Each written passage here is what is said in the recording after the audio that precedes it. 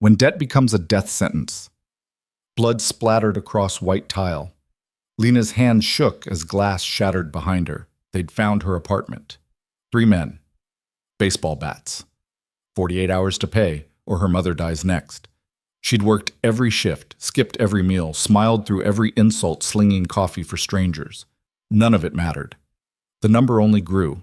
And now, cornered in her own kitchen with a cracked phone screen showing one impossible name, Adrian Vale, she had seconds to decide: press send and surrender to a man more dangerous than her creditors, or face what came through that splintering door.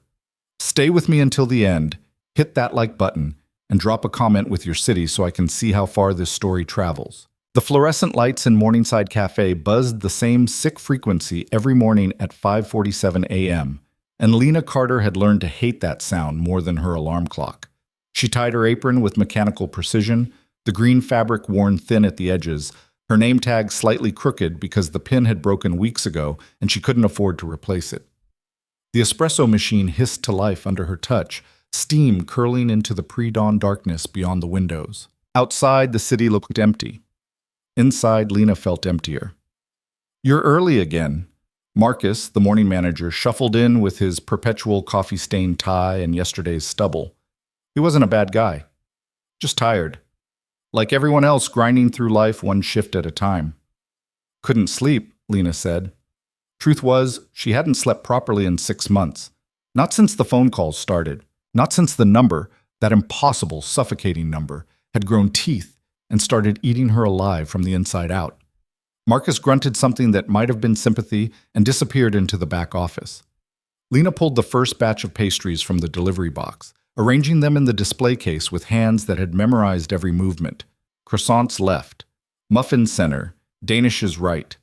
The rhythm kept her brain quiet, kept the math from spinning through her head on repeat. $73,800. $42. The interest added $16 daily. She made $9.50 an hour plus tips.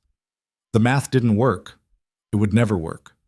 But she kept calculating anyway, like scratching a wound that wouldn't heal. The first customer arrived at 6:15, a regular, some tech guy who always ordered a triple espresso and never made eye contact. Lena rang him up with a smile that felt painted on. He left a $1 tip. She added it to the jar mechanically. By 7, the morning rush had started. Orders blurred together. Grande latte, venti caramel macchiato, extra caramel, no whip, medium dark roast, room for cream. Her hands moved faster than her thoughts, which was good, because her thoughts were dangerous territory these days. She didn't notice him come in. She never noticed him come in. Adrian Vale didn't announce himself. He simply existed in spaces, and those spaces rearranged themselves around him without anyone quite understanding why. Lena felt the shift first, that strange pocket of quiet that formed in the far corner booth, the one with the broken cushion that nobody wanted. Except he sat there every Tuesday and Thursday morning at exactly 7:33 a.m., ordered a single black coffee, and watched her for 47 minutes. Lena knew because she'd timed it once, unnerved by the weight of his attention. "Your stalker's back," Jenna whispered, hip-checking Lena at the espresso machine. Jenna had worked at Morningside for 3 years and thought she'd seen everything. She hadn't. "He's not a stalker," Lena muttered, though she wasn't sure what he was. Customer didn't fit. Neither did threat exactly, though everything about Adrian Vale suggested danger the way storm clouds suggested rain. "He's been coming here for what, 2 months? And he only orders coffee, doesn't touch his phone, doesn't read, just sits there watching you like you're the only person in the room." Jenna waggled her pierced eyebrows. "That's either romantic or serial killer behavior, and honestly, with your luck, it's probably both." Lena didn't laugh. She risked a glance toward the corner booth. Adrian was already looking at her. He always was. She jerked her gaze away, pulse stumbling. It shouldn't affect her like this. He was just a man. Tall, yes. Built like violence wrapped in expensive fabric. Sharp-featured in a way that made classical sculpture look soft. Dark hair that probably cost more to maintain than her monthly rent. Eyes that were some shade between gray and winter storm, the kind that saw too much and revealed nothing. Just a man. Except men like Adrian Vale didn't exist in her world. They occupied different altitudes entirely, where money moved in silence and problems disappeared before they became inconvenient. Whatever he was doing in a broke-down cafe in a neighborhood gentrification hadn't reached yet. It wasn't random. Nothing about him was random. "I'm taking my break," Lena said abruptly. "You just got here. I'm taking my break." She untied her apron and pushed through the back door into the alley, where the dumpsters reeked and the morning air tasted like exhaust and old grease. Her phone was already in her hand before the door closed. 3 missed calls, all from the same number. She didn't need to check the voicemail. She knew what it said. Variations on a theme, time's running out, interest compounds. "We know where you work. We know where your mother is." Lena's mother, who was dying, who'd needed an experimental treatment that insurance called elective and doctors called her only shot, who Lena had loved enough to sign papers she didn't understand and shake hands with men whose smiles had price tags attached. $73,000 to save a life. Now, it might cost 2. "Hey!" Lena spun, phone nearly slipping from her grip. Marcus stood in the doorway, looking uncomfortable. "There's a guy asking for you, says it's important." Her stomach dropped. "What guy?" "Didn't give a name, just said to tell you he's waiting." The alley suddenly felt too small. "Tell him I'm on break. Tell him—" "Lena," Marcus's voice dropped. "He's not the kind of guy you tell anything. He's the kind you listen to." "No, not here. Not now." She pushed past Marcus back into the cafe, scanning for threats. But it wasn't one of the collectors. Those guys wore cheap suits and cheaper cologne, all bluster and barely restrained violence. The man standing near the register was something else entirely. Tailored charcoal suit, steel gray hair, posture that screamed military background even in civilian clothes. He looked at Lena. "Miss Carter." "A word?" "I'm working." "This won't take long." It wasn't a request. He gestured toward the door. Lena's hands curled into fists. She felt the weight of eyes on her back. Jenna pretending not to watch, customers glancing up, and from the corner booth, Adrian Vale sitting perfectly still with his untouched coffee and his storm cloud eyes tracking every movement. "Outside," Lena said. The gray-haired man nodded and held the door. She walked through, spine rigid, already planning. She had pepper spray in her bag. Her phone was charged. The street was public. Witnesses everywhere. She wasn't helpless. She wasn't— "My name is Robert Kincaid," the man said once they were on the sidewalk. "I work for Adrian Vale." Everything stopped. Lena turned slowly. "What?" "Mr. Vale would like to extend his compliments and offer his assistance with your current financial situation." The words didn't make sense. They were English. She understood each one individually, but strung together they became nonsense. "I don't understand." "I think you do." Kincaid's expression didn't change. "Mr. Vale is aware of your debt. He's prepared to settle it in full, with no strings attached. A gesture of goodwill." "Why?" The question came out sharper than she intended. "Why would he do that?" "That's not my concern. My job is to deliver the offer." Kincaid produced a business card from his inside pocket. Heavy stock, expensive, with nothing but a phone number embossed in gold. "Think it over. You have 48 hours before your next payment is due. We both know you won't make it." He was right. The knowledge sat in her chest like lead. "What does he want from me?" Lena asked, because nobody paid $73,000 without wanting something back. That was the first lesson she'd learned. Generosity was just another word for debt. "He wants nothing," Kincaid said, "though I imagine he'd appreciate you not filing a restraining order for his cafe visits." Despite everything, Lena almost laughed. It came out strangled. "He's been watching me. He's been making sure you're safe." "That's not his job." "No," Kincaid agreed. "But Mr. Vale has unusual ideas about responsibility." He tapped the business card still in Lena's hand. "Call if you change your mind. Or don't. Either way, I've delivered the message." He walked away before she could respond, disappearing into the morning foot traffic like he'd never existed. Lena stood on the sidewalk, staring at the card, her mind spinning. This was insane. This was a trap. Men like Adrian Vale didn't help people like her without agendas. And yet, 48 hours. She looked up. Through the cafe window, she could see Adrian still sitting in his corner booth, coffee untouched, expression unreadable. He didn't wave, Didn't acknowledge her at all. Just sat there like a statue carved from money and mystery, waiting for something only he understood. Lena shoved the card in her pocket and went back to work. The rest of her shift passed in a fog. She made drinks, took orders, smiled at customers, and thought about numbers. Always numbers. The debt. The interest. The 48 hours ticking down like a countdown to some invisible explosion. When she left at 2 p.m., exhausted and wired simultaneously, Adrian Vale was gone. His coffee cup sat empty on the table, a $50 bill tucked underneath. That was more than her rent. Lena wanted to leave it there, wanted to prove she wasn't for sale. But pride was expensive and she was broke, so she pocketed the money and hated herself just a little bit more.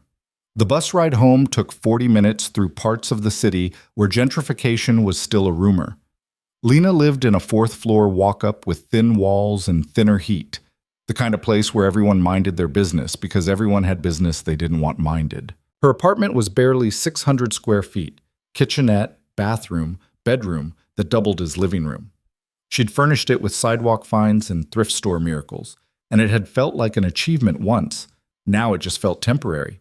Like she was camping in her own life, waiting for everything to collapse.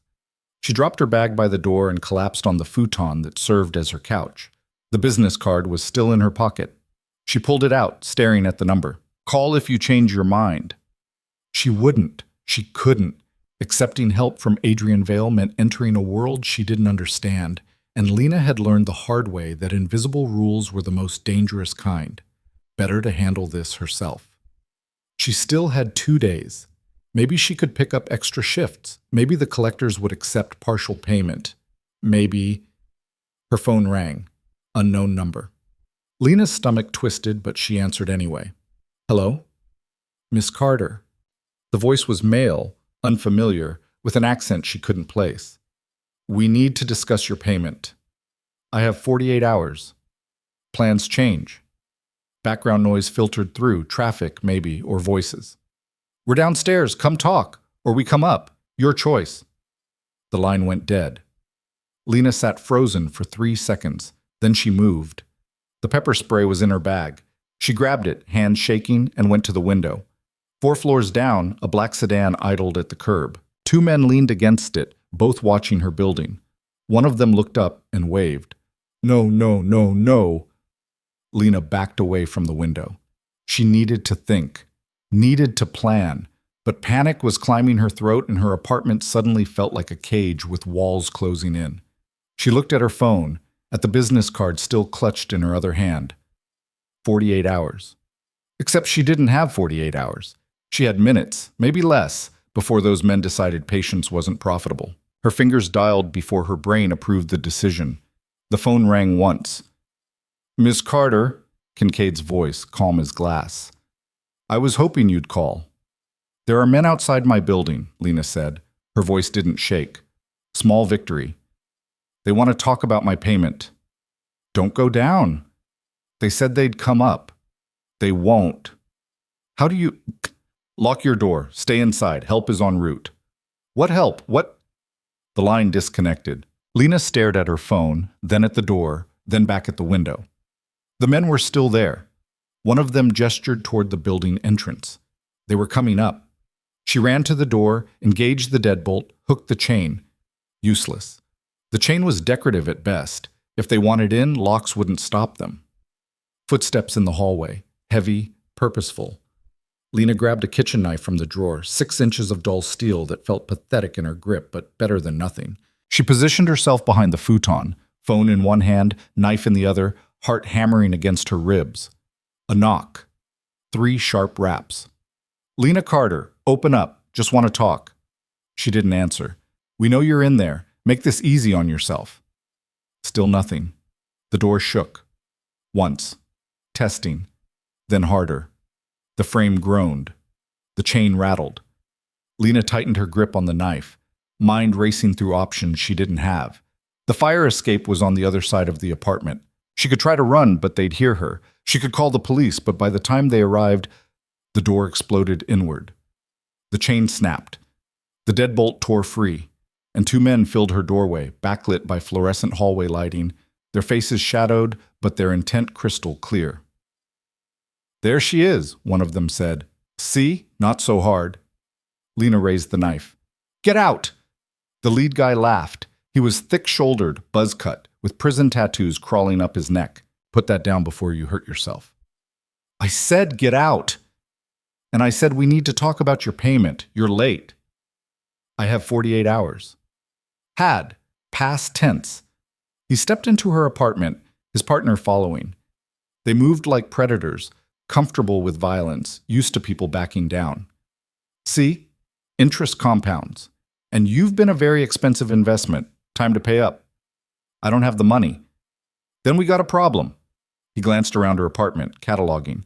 "Nice place. Shame if something happened to it. Bigger shame if something happened to you. Or your mom. How's she doing, by the way? Hospital care's expensive." Lena's vision tunneled. "Don't. Don't what? State facts?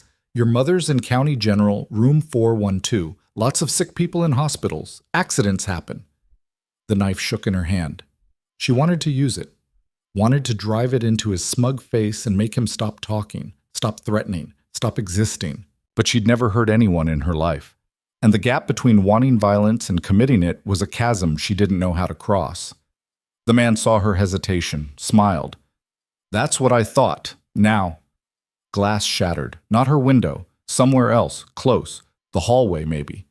Both men spun toward the sound, suddenly alert, suddenly less confident. Footsteps thundered up the stairs, multiple people moving fast. "What the—" Buzzcut started.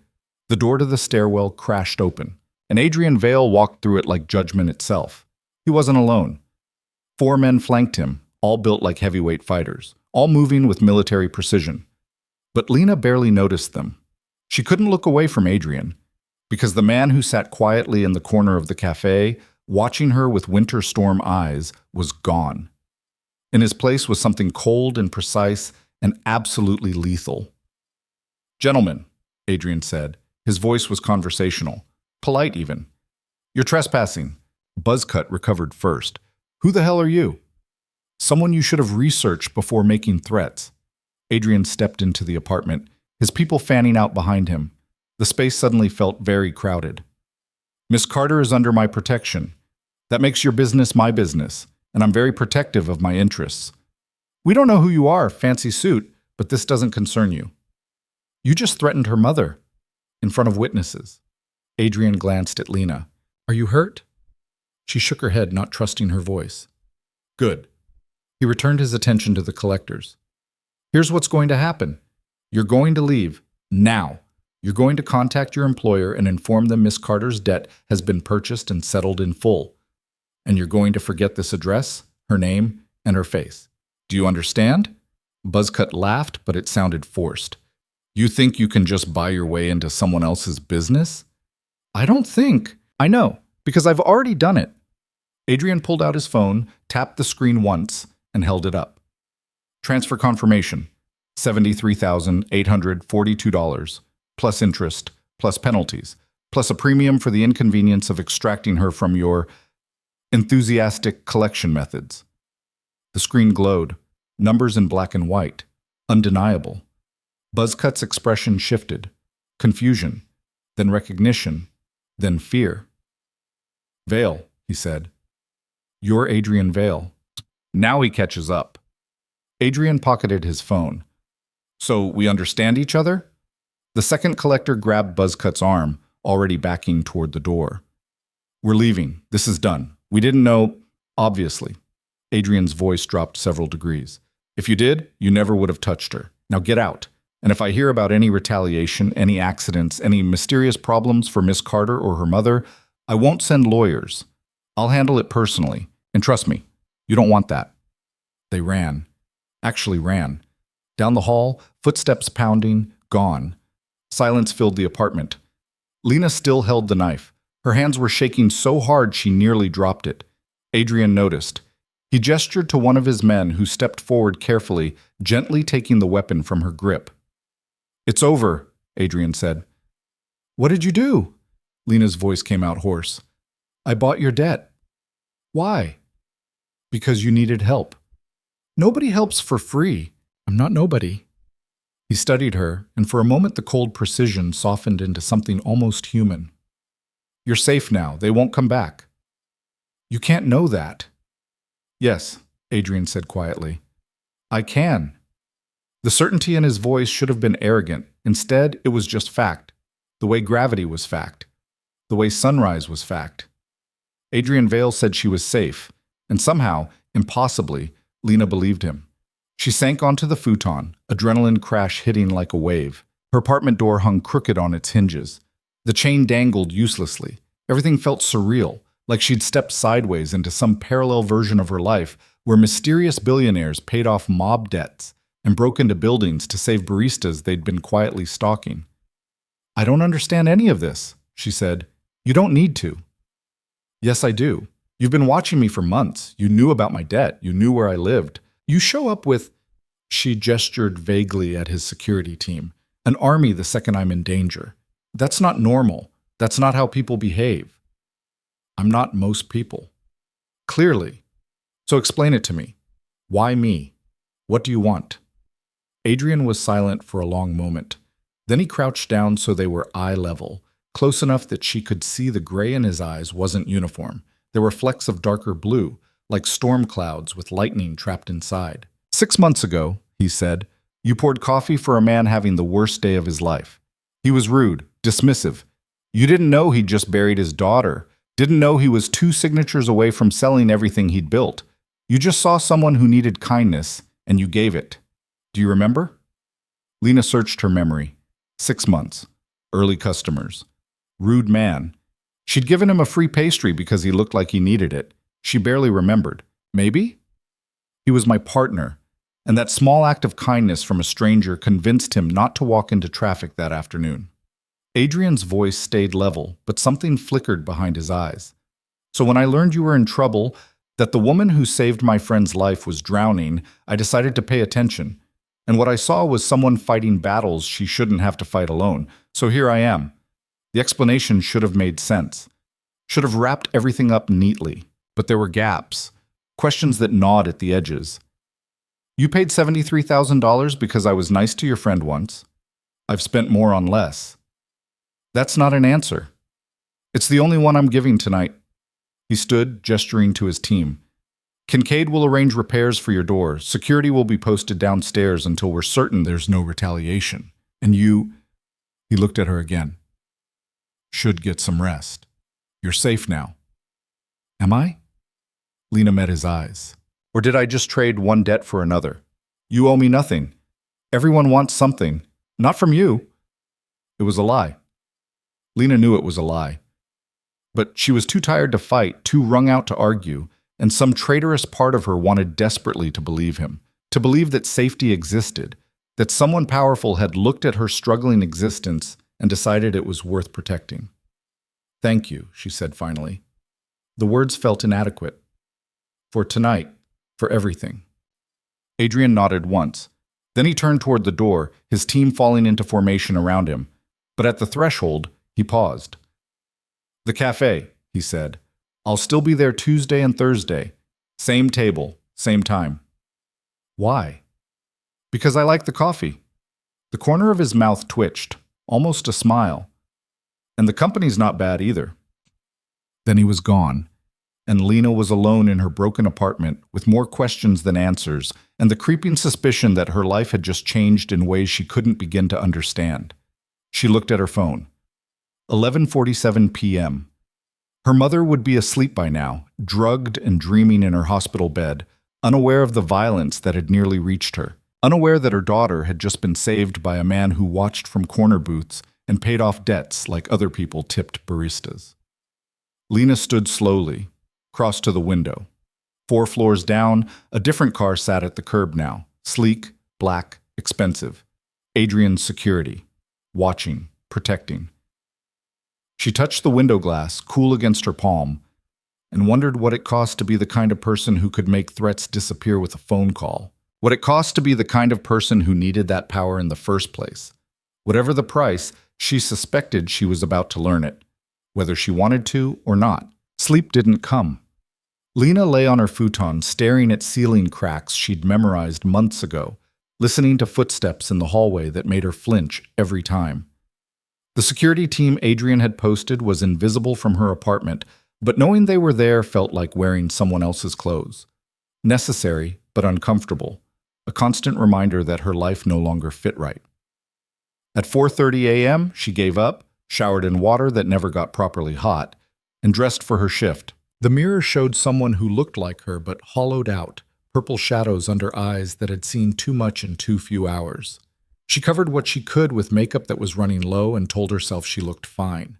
The lie didn't stick, but she wore it anyway. The new door lock gleamed in the early light. Kincaid's people had installed it sometime after midnight. She'd heard the drilling through her half-sleep, men's voices low and professional. It was better than the old one, stronger. The kind of lock that said someone inside was worth protecting. Lena hated it irrationally. She locked it behind her anyway and took the stairs down past Mrs. Chen's apartment with its smell of ginger and star anise, past the couple on 3 who fought every Thursday, past the student on 2 who played guitar at odd hours. Normal people living normal lives without billionaire saviors or broken door frames or debts that turned into something else entirely. The security car was still at the curb. Different vehicle, same presence. A man sat in the driver's seat reading something on his phone, but his posture said he was tracking every movement on the street. When Lena emerged, he glanced up, made eye contact just long enough to acknowledge her, then returned to apparent disinterest. She walked past him toward the bus stop, feeling exposed, watched. The morning air was cold enough to see her breath, and she pulled her jacket tighter, wishing it was thicker, wishing she was anywhere else. The bus was late. It was always late, but today the 15-minute wait felt eternal, standing under the plexiglass shelter with its cracked panel and graffiti that had been there so long it qualified as permanent. An old man sat on the bench muttering to himself. A woman in scrubs scrolled through her phone with the 1,000-yard stare of someone working a double shift. Regular people. Regular problems. Lena missed being regular. The cafe was dark when she arrived, and for a moment panic spiked. What if they'd come here too? What if they'd burned it down or smashed the windows or hurt Marcus? But then she saw her manager's battered Honda in the back lot, and the tightness in her chest loosened slightly. Marcus met her at the door looking like he hadn't slept either. "You okay?" "Fine." "Lena." "I said I'm fine." She pushed past him into the familiar smell of coffee grounds and industrial cleaning solution. The espresso machine sat silent, waiting. She could handle that. Machines made sense. They had buttons and steam wands and predictable outcomes. You put in effort and got results. Simple. "Those guys yesterday," Marcus said. "The ones asking for you. They come back?" "No." "You sure?" "They won't be back." She tied her apron, adjusted her broken name tag. "It's handled." Marcus studied her the way he studied the monthly numbers, looking for problems beneath the surface. "If you're in some kind of trouble, I'm not. Because we can figure something out. Extra shifts, advance on your paycheck." "Marcus." She turned to face him, managing something close to a smile. "I appreciate it, really. But it's handled, I promise." He didn't look convinced, but he let it drop, which was all she could ask. The morning routine swallowed them both, prepping syrups, grinding beans, pulling the first test shots to calibrate the machine. Lena found comfort in the ritual, her hands remembering what her brain couldn't focus on. Jenna arrived at 6 talking about some party she'd been to and some guy who'd given her his number, and did Lena think she should text him or wait a day? Normal problems. Normal life. Lena made appropriate noises and felt like she was watching from underwater. The first customer rush started. Orders piled up. Lena made drinks on autopilot, her body efficient even when her mind wandered. She kept checking the clock, kept watching the door. Tuesday morning, 7:33 a.m. approaching. Would he come? After last night, after everything, would Adrian Vale still show up for his ritual coffee and silent observation? Part of her hoped not. Part of her dreaded the absence more than she'd admit. At 7:31, the door chimed, and she knew without looking. He came in like he always did, quietly, with that economy of movement that made other people seem loud by comparison. Same dark suit, different tie, same winter storm eyes finding her immediately. But something was different today. The careful distance he'd always maintained felt thinner somehow, like a wall with cracks showing through. He sat in his corner booth, waited. Jenna elbowed her. Your stalker's early. He's not. Lena stopped. What was Adrian Vale? Customer, creditor, savior, threat. All of the above and none of them. I'll take it. She made his black coffee the way he liked it. Actually, she had no idea how he liked it because he never sent it back, never asked for modifications, just drank whatever she brought him. She carried it to the corner booth feeling every step, hyper-aware of his attention. Good morning. His voice was the same as always. Polite, neutral, like he hadn't broken into her building 9 hours ago. Is it? Lena set the cup down harder than necessary. Coffee sloshed. Sorry. Long night. I imagine so. Your people installed a new lock. I noticed the old one was damaged. Because your people broke it. Because men threatening you broke it. My people fixed it. Adrian wrapped his hands around the coffee cup but didn't drink. Would you prefer I'd left it hanging off the hinges? Lena wanted to say yes out of pure spite, but that was childish and they both knew it. She glanced back at the counter where Marcus was watching them with poorly disguised curiosity. I should get back to work. Lena. Just her name. She stopped. Are you angry? I don't know what I am. Fair enough. He finally sipped the coffee. For what it's worth, I meant what I said. You don't owe me anything. Everyone keeps telling me that. You, Kincaid. But nobody pays $73,000 without wanting something back. That's not how the world works. Maybe not your world. And what world do you live in? The question came out sharper than intended. She was tired, wired on too much coffee and too little sleep, and the careful politeness she usually wrapped around her words had worn thin. One where you can just make problems disappear with a phone call? Where people run because you tell them to? Where you watch baristas for months and call it protection? Adrian set his cup down carefully. His expression didn't change, but something shifted in his eyes. Not anger exactly, more like recognition. Like he'd been waiting for her to push back and was almost relieved she finally had. Yes, he said simply. That's the world I live in. And last night, for a few hours, it was the world that kept you safe. If you want to be angry about that, be angry. But don't pretend you had better options. He was right, and she hated it. Hated that he'd seen her desperate and broken. Hated that she'd needed saving. Hated that some part of her was grateful, and that gratitude felt like a trap closing around her neck. I should get back to work, she repeated. You should. But he caught her wrist as she turned, not hard, just enough pressure to stop her. His hand was warm. Thursday. Same time? Why? Because I like the coffee. You haven't touched it. I like watching you make it. He released her wrist. Thursday. If you want. Lena walked back to the counter without answering, feeling his eyes track her movement. Jenna immediately descended. What did he say? Did he ask you out? Please tell me there was asking out. He ordered coffee. For 45 minutes of eye contact, that man wants more than coffee. Drop it, Jenna. I'm just saying, but drop it. Something in her voice made Jenna step back, hands raised. Okay, dropped. But if you're not interested, can I have him? Because that is a whole lot of dangerous, gorgeous, and I have terrible taste in men. Lena didn't answer. She made drinks and took orders and tried not to think about the way Adrian's hand had felt around her wrist. Firm, but careful. Like he knew exactly how much pressure he was using and where the line was. Control and restraint in equal measure.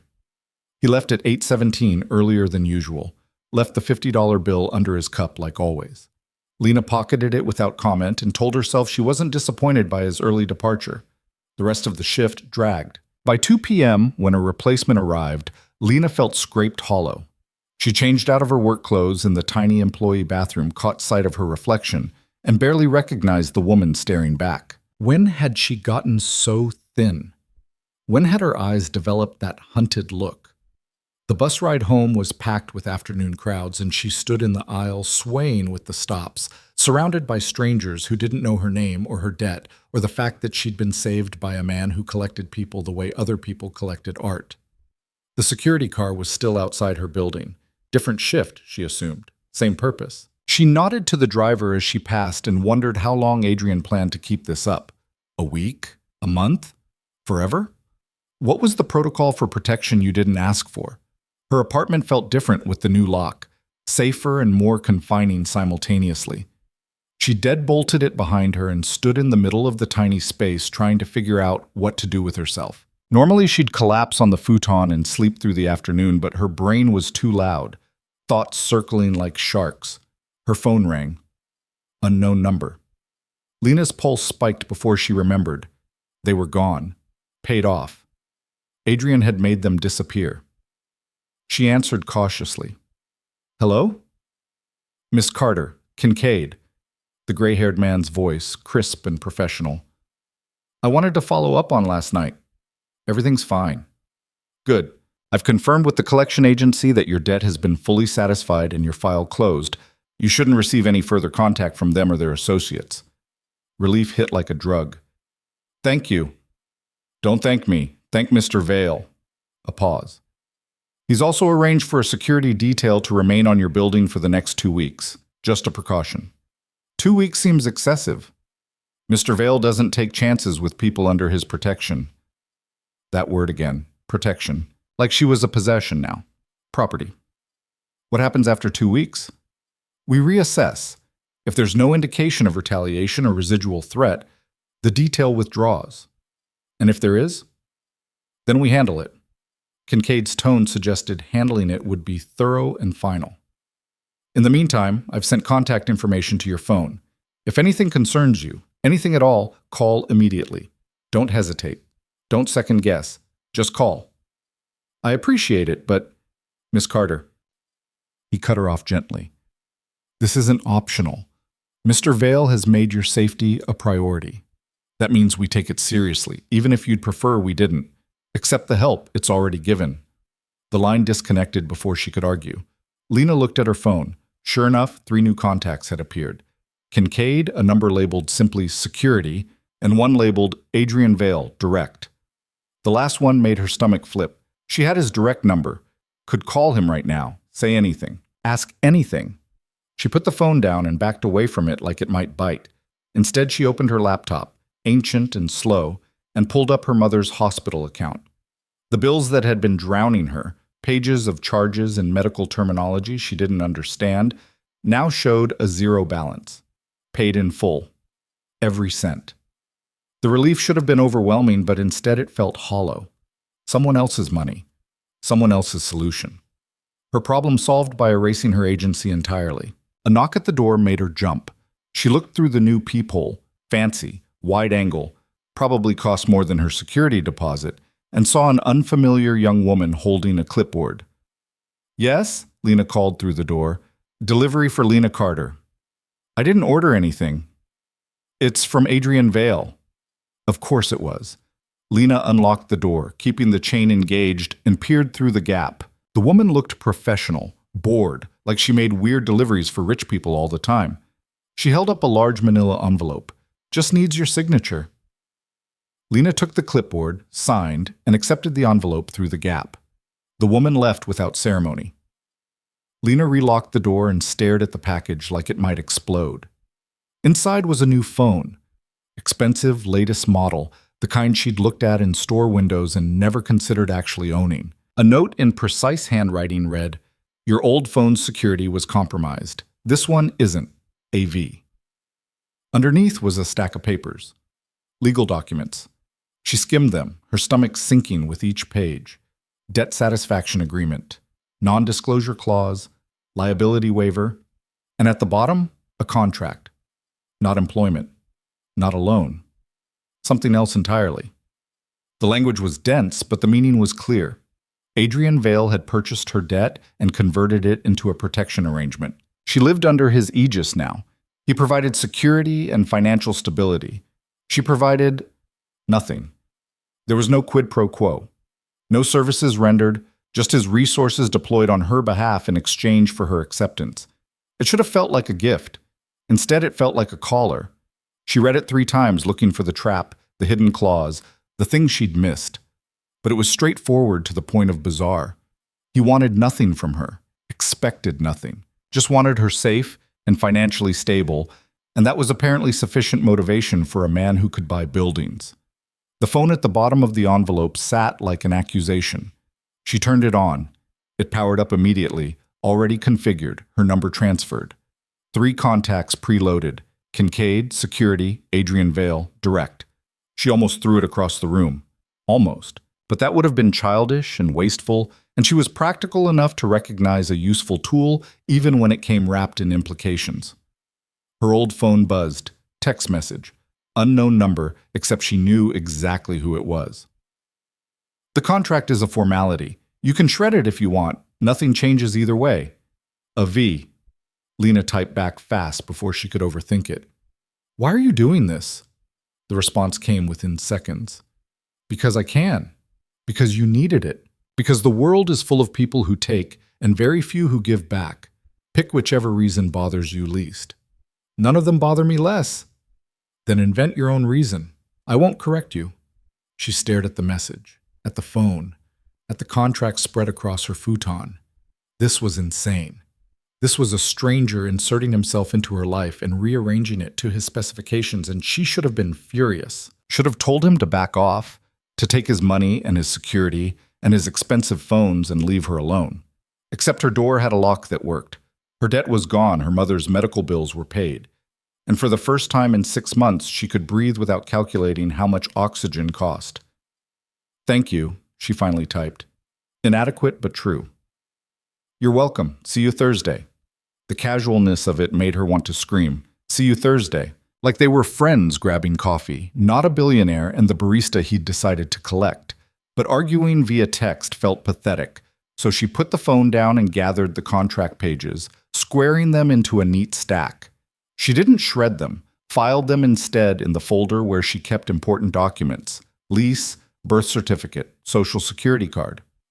Evidence that this had happened. That her life had pivoted on an axis she didn't control and might never understand. The rest of the day passed in a strange fugue state. She ate because she was supposed to, not because she was hungry. Called the hospital and confirmed her mother's bills were settled. Her mother was asleep, sedated for pain management, so Lena didn't visit. Told herself it was because visiting hours were limited. Knew it was because she couldn't face her mother's questions about how the money had materialized. Evening came. Night fell. The security car outside changed shifts again. Lena watched from her window, tracking the handoff. Smooth, professional, military precise. These weren't rent-a-cops.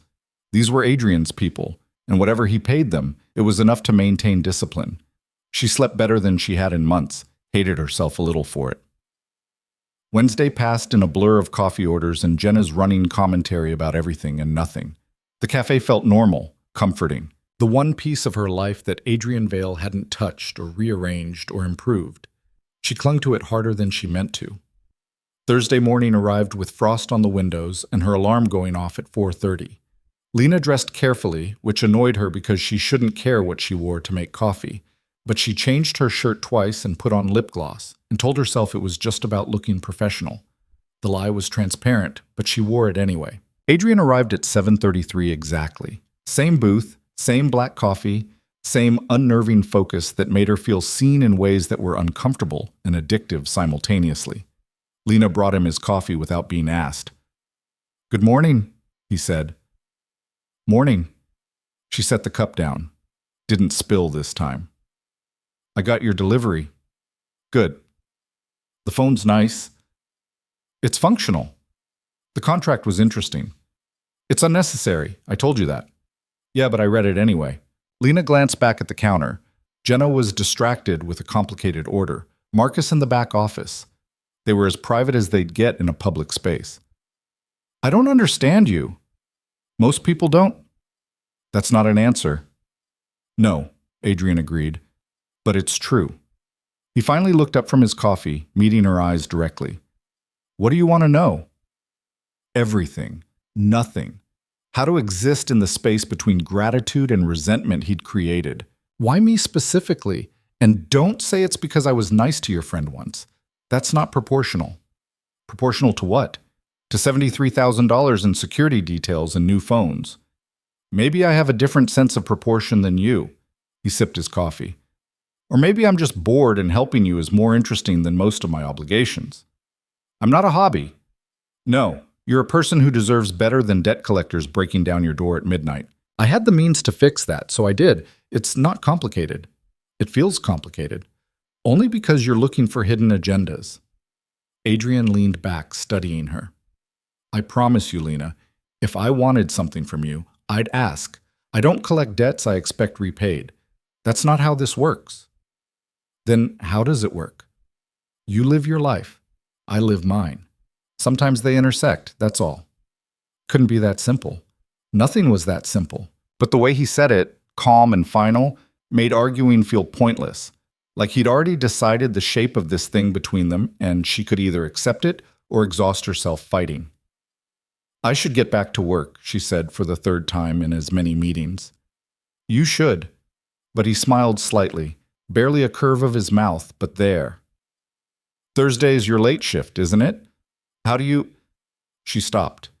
Of course he knew. He probably knew her entire schedule, her routes, her habits. The thought should have been creepy, but instead it was just factual. Adrian Vale paid attention.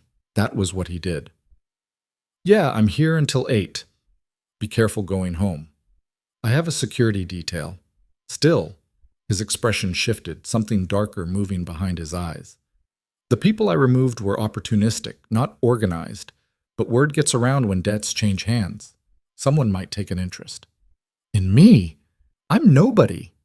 You're under my protection. That makes you somebody, whether you like it or not. The words should have felt like a threat. Instead, they felt like a promise. Lena didn't know which bothered her more. She went back to work, made drinks, took orders. Watched Adrian sit in his corner booth until 8:47 when he left his 50 under the cup and walked out into the Thursday morning like a man who'd never had to worry about bus schedules or broken locks or debts that grew teeth. Jenna materialized immediately. You need to hit that. Jenna, I'm serious. That man looks at you like you're the only thing in the room worth seeing, and he tips like a drug dealer. Those are green flags. Green flags for what? For literally everything, rich, protective, hot in that scary way that's actually hotter. If you don't want him, I don't. The lie came out automatic. Then you won't mind if I slide him my number next time? Lena minded.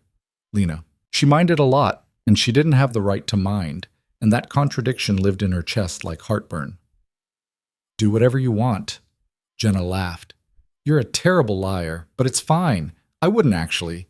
Professional courtesy. He's clearly your weirdo stalker. He's not a stalker. So you do like him. I didn't say that. You didn't say you didn't. Jenna grinned. I'm just saying, if a rich hot guy paid off my debt and posted armed guards outside my apartment, I'd be rethinking my stance on casual dating. It's not like that. What's it like then? Lena didn't have an answer, didn't know how to explain that Adrian Vale had reached into her life and rearranged it without permission, and somehow that felt like both violence and salvation, that she was angry and grateful and confused and something else she couldn't name. It's complicated, she finally said. The good stuff usually is. Jenna squeezed her shoulder. Just don't overthink it. Rich guys are weird. Roll with it. If only it were that simple. The late shift dragged. Fewer customers, more time to think, which was the opposite of what Lena needed. By the time 8 o'clock hit, she was exhausted in a bone-deep way that had nothing to do with physical labor. She changed clothes, grabbed her bag, and pushed out into the Thursday night. The temperature had dropped hard. Her breath fogged in the streetlight glow. The bus stop was 2 blocks away, and she started walking, hands shoved in her jacket pockets. The security car was nowhere visible. Lena stopped, looked around. The street was mostly empty. A few people walking dogs, someone smoking outside the bodega, normal city night. But no black sedan. No professional driver pretending disinterest. Nothing. Her phone buzzed. New message from the number labeled security. Detail called away for emergency, replacement en route. Stay in populated area. ETA 12 minutes. 12 minutes. That was nothing. That was fine. She could wait in the cafe, or the bodega, or literally anywhere with witnesses and fluorescent lighting. Except something felt wrong. Lena had spent 6 months living on the knife edge of danger. She'd developed instincts, and those instincts were screaming now, primitive hindbrain alarm bells that bypassed logic entirely. She turned back toward the cafe. A man stepped out from the alley beside it. Then another. 3 total. Spread out to cut off her angles. Not the same men from her apartment, different faces, same energy, same purpose. The leader smiled. Lena Carter, heard you had some debts cleared recently. That's nice, real nice. But see, we had a stake in that income stream, and now it's gone. So we figure you owe us. Call it a finder's fee. Lena backed up. The street was empty now. Where had everyone gone? I don't owe you anything. That's not how our boss sees it. And what the boss says goes, he gestured to his friends. Now you can come easy or hard. Your call. But either way, you're coming. She ran. Stupid maybe. Futile definitely. But standing still felt like dying, so she ran, sneakers slapping pavement, bag bouncing against her hip. Made it half a block before someone grabbed her from behind. Where had he come from? Had there been 4? Had she miscounted? And dragged her backward. Lena screamed, kicked, connected with something soft and heard a grunt of pain. Her self-defense training from a free clinic 2 years ago came back in fragments. Go for eyes, throat, groin, make noise. Never stop fighting. She followed through, elbowed her ribs, heel down someone's shin, teeth finding a hand that smelled like cigarettes and sweat. Someone hit her. Not hard enough to drop her, but hard enough to blur her vision. She tasted copper. The ground tilted, hands dragged her toward a van she hadn't noticed before. Then headlights flooded the street like a sunrise. Tires screamed. A car, black, sleek, moving too fast, jumped the curb and slammed to a stop between Lena and the van. Doors opened and men poured out, moving like violence choreographed, smooth and brutal simultaneously.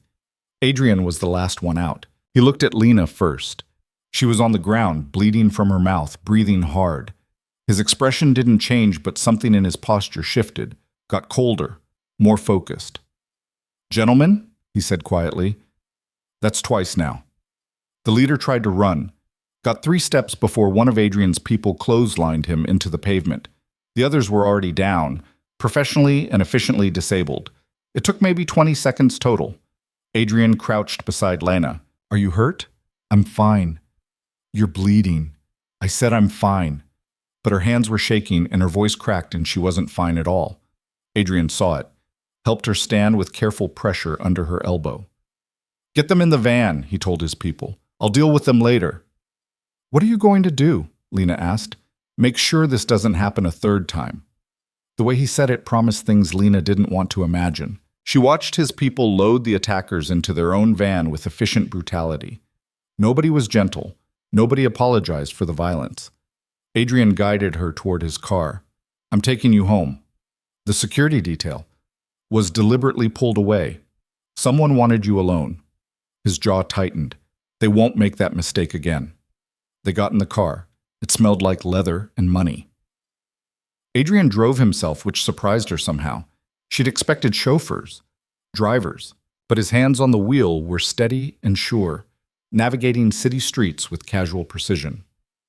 "I'm sorry," he said, after 3 blocks of silence. "For what?" "For not anticipating this. For thinking local muscle would accept the situation and move on. I underestimated their stupidity." "It's not your fault." "Yes, it is." He glanced at her. "You're my responsibility now. That means when you get hurt, it's because I failed to protect you properly." "I'm not your responsibility." "Yes, you are." No room for argument, just fact. "And I take my responsibilities seriously." They pulled up outside her building. Adrian killed the engine but didn't get out. "I need you to understand something. What happened tonight wasn't random. Someone is testing boundaries, seeing what they can get away with. And until I identify who, you're not safe." "So what do you want me to do?" "Move." Lena stared at him. "What?" "I have a property downtown, secure building, 24-hour security. You'd be safe there." "I'm not moving in with you." "I didn't ask you to. I have an apartment in the building I don't use. You'd have complete privacy and independence. Just better locks." "Adrian, or don't move. Stay here. But understand that if you do, I'm posting permanent security on your floor, in the hallway, right outside your door, because I'm not having this conversation a 3rd time. I'm not watching you get hurt because you're stubborn." It wasn't a threat, it was a promise. And Lena realized with sudden clarity that arguing was pointless. Adrian Vale had decided she was under his protection, and that was that. She could accept it gracefully or make it difficult, but the outcome was already determined. "I'll think about it," she said finally. "Think fast. I want you moved by Monday." "That's 3 days." "Is it?" He looked at her like time was a suggestion he tolerated. "I'll have Kincaid coordinate logistics. Your choice on the apartment. But Lena," he caught her hand. Same careful pressure, same precise control. "This is me asking, not demanding. You can say no, but if you do, understand what you're choosing." She understood. She was choosing pride over safety, independence over protection, the illusion of control over the reality that her life had already been rearranged, whether she acknowledged it or not. "I'll think about it," she repeated. Adrian nodded. Let her go. Thursday. Same time? Despite everything, Lena almost smiled. "You don't give up." "No, I don't." He opened his door, came around to open hers, walked her to her building entrance where a different security team was already posted. "Get some rest. We'll talk tomorrow." Then he was gone, and Lena was alone with her thoughts and her bleeding lip and the growing certainty that her life had become something she barely recognized. She went upstairs, locked her door, stood in her tiny apartment that had felt like an achievement and now felt like a cage, and wondered what it cost to accept help from someone who made problems disappear but left new complications in their place. Her phone buzzed. Message from Adrian. "I mean it. You're not alone in this. Whatever you choose, I'm here." Lena read it 3 times before responding. Why? Because someone needs to be. It wasn't a real answer, but somehow, impossibly, it was enough. For now. Friday morning came with rain that turned the city gray and mean. Lena stood at her window with coffee going cold in her hands, watching water sheet down glass and blur the security car below into an abstract smudge of black paint. Her lip had swelled overnight, purple and tender, a physical reminder that her problems had teeth even when the debt didn't. She'd called out sick from work, first time in 8 months. Marcus had sounded concerned but didn't push, just told her to rest and feel better. Jenna had texted 17 times asking if she was dying, and did she need anything, and also had she seen the hot guy recently because Jenna was developing theories. Lena hadn't responded, didn't know how to explain that the hot guy was currently rearranging her entire existence and she was too tired to fight about it. Her phone rang. Not a text. An actual call from Kincaid. "Miss Carter, I trust you slept well?" "Not really." "Understandable. I'm calling about the apartment situation. Mr. Vale asked me to coordinate. I haven't decided yet." "I understand, but may I walk you through the options anyway? No commitment, just information." His voice had that professional patience that made refusing feel petty. Lena hated it. "Fine, talk." Kincaid outlined 3 properties, all downtown, all secure, all absurdly nice based on his descriptions. Floor-to-ceiling windows, modern appliances, concierge service, the works. He made it sound like he was discussing hotel amenities instead of fundamentally altering where she lived. "The third option is what Mr. Vale recommends," Kincaid finished. 15th floor, corner unit, 2-bedroom. Building has excellent security and you'd have access to all amenities, gym, pool, business center. "I can't afford any of this." "There's no rent, mister. Vale owns the building." "Of course he does." Lena pressed her forehead against the cool window glass. "And what happens when I want to leave? When this protection arrangement ends? Do I just get kicked out?" "The apartment is yours as long as you want it. No conditions, no time limit. Mr. Vale's been very clear on that point." It was too much, too generous, too everything. People didn't just hand you apartments and walk away. There were always strings, always expectations, always the moment when they called in favors and you realized the gift was a leash all along. "I need to think about it," Lena said. "Of course. Though Mr. Vale did mention he'd prefer a decision by tomorrow, for security purposes." "He can prefer whatever he wants." "Miss Carter." Kincaid's tone shifted slightly. More human, less professional. "I've worked for Adrian Vale for 6 years. In that time, I've seen him do exactly 3 things that weren't calculated business decisions. This is one of them. He's not trying to control you. He's trying to keep you alive. There's a difference." "Is there? Because from where I'm standing, it feels pretty similar." "Then you're not standing in the right place. The men who came after you last night, they're foot soldiers. Disposable. But someone sent them. Someone with enough juice to pull security details away and coordinate an ambush. That person is still out there, still interested, and until Mr. Vale finds them, you're a target. He paused. Moving won't fix everything, but it'll make you harder to find. And right now, that matters. The rain picked up outside. Somewhere below a car horn blared. Normal city sounds. Normal life. Except nothing was normal anymore, and pretending otherwise was just willful blindness. Send me the address, Lena said quietly. For the third apartment. I'll look at it. I'll have a car pick you up this afternoon. 2 o'clock work? Fine. And Miss Carter, you're making the right choice. Am I? But Kincaid had already hung up. Lena spent the next 3 hours trying to convince herself this was reasonable, that accepting help wasn't the same as surrendering, that Adrian Vale's protection was a tool she could use without becoming dependent on it. The mental gymnastics exhausted her more than a double shift. At 1:45, she changed into clothes that didn't have coffee stains and tried to make her swollen lip less obvious with makeup that didn't quite work. The result looked like she'd lost a fight, which wasn't far from the truth. She grabbed her bag and headed downstairs. The car waiting wasn't the usual security sedan. This was something else. Town car, driver in actual livery, the kind of vehicle that screamed money so loud it made her teeth hurt. The driver opened the door without comment, and she slid into leather seats that probably cost more than her monthly salary. Downtown passed outside the tinted windows. The city transformed as they drove, rough edges smoothing out, graffiti giving way to murals, bodegas becoming boutiques. By the time they pulled up to a glass tower with a doorman and actual marble in the lobby, Lena felt like she'd crossed into foreign territory. Kincaid met her in the lobby. Miss Carter, thank you for coming. Did I have a choice? Always. He gestured toward the elevators. Shall we? The building was obscene. That was the only word for it. Everything gleamed. Everything matched. The elevator played music that was probably supposed to be soothing, but just made Lena feel poor. They rose 15 floors in silence that was somehow louder than conversation. The apartment was worse. No, not worse. Better. Too much better. Floor-to-ceiling windows overlooking the city. Kitchen with appliances Lena didn't know the names of. Bathrooms with heated floors and rainfall showers. 2 bedrooms, both bigger than her entire current apartment. It was the kind of place she'd scrolled past on rental sites and laughed because who actually lived like this? The building has 24-hour concierge, Kincaid explained, walking her through.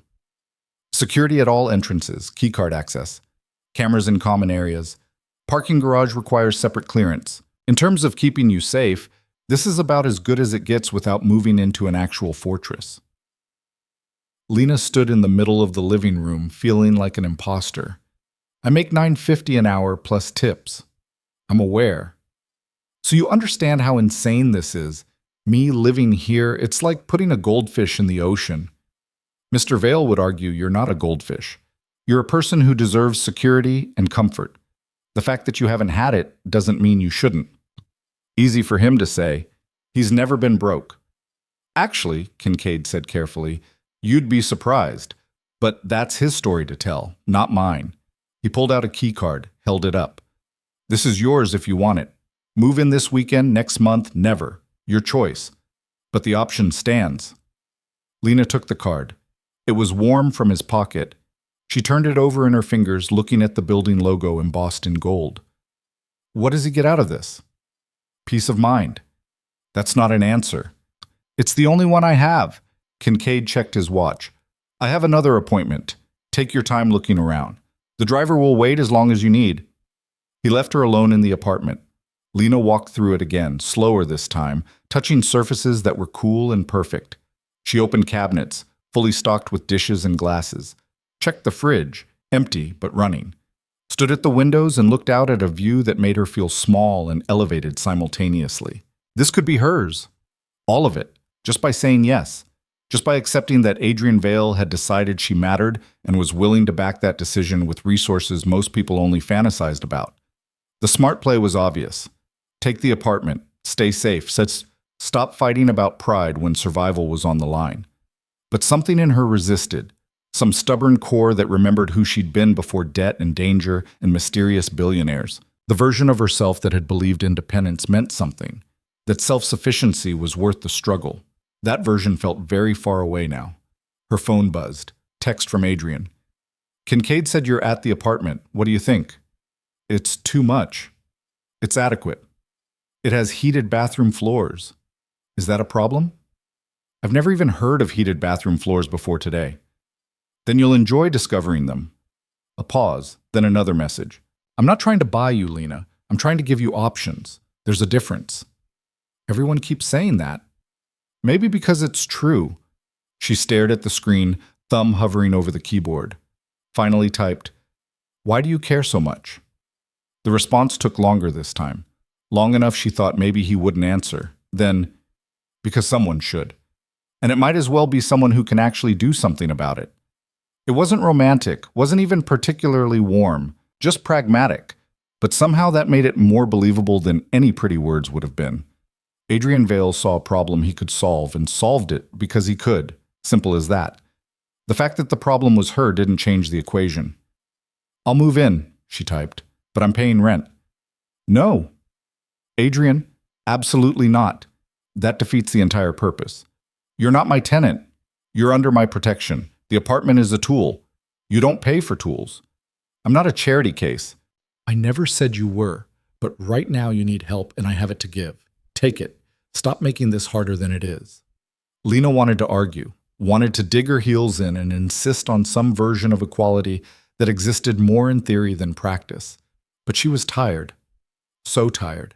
And the apartment was beautiful, and the alternative was her fourth-floor walk-up, with its broken lock and thin walls, and the constant knowledge that danger could walk through the door any time it wanted. "Fine," she sent back. "But I cook for myself. I buy my own food.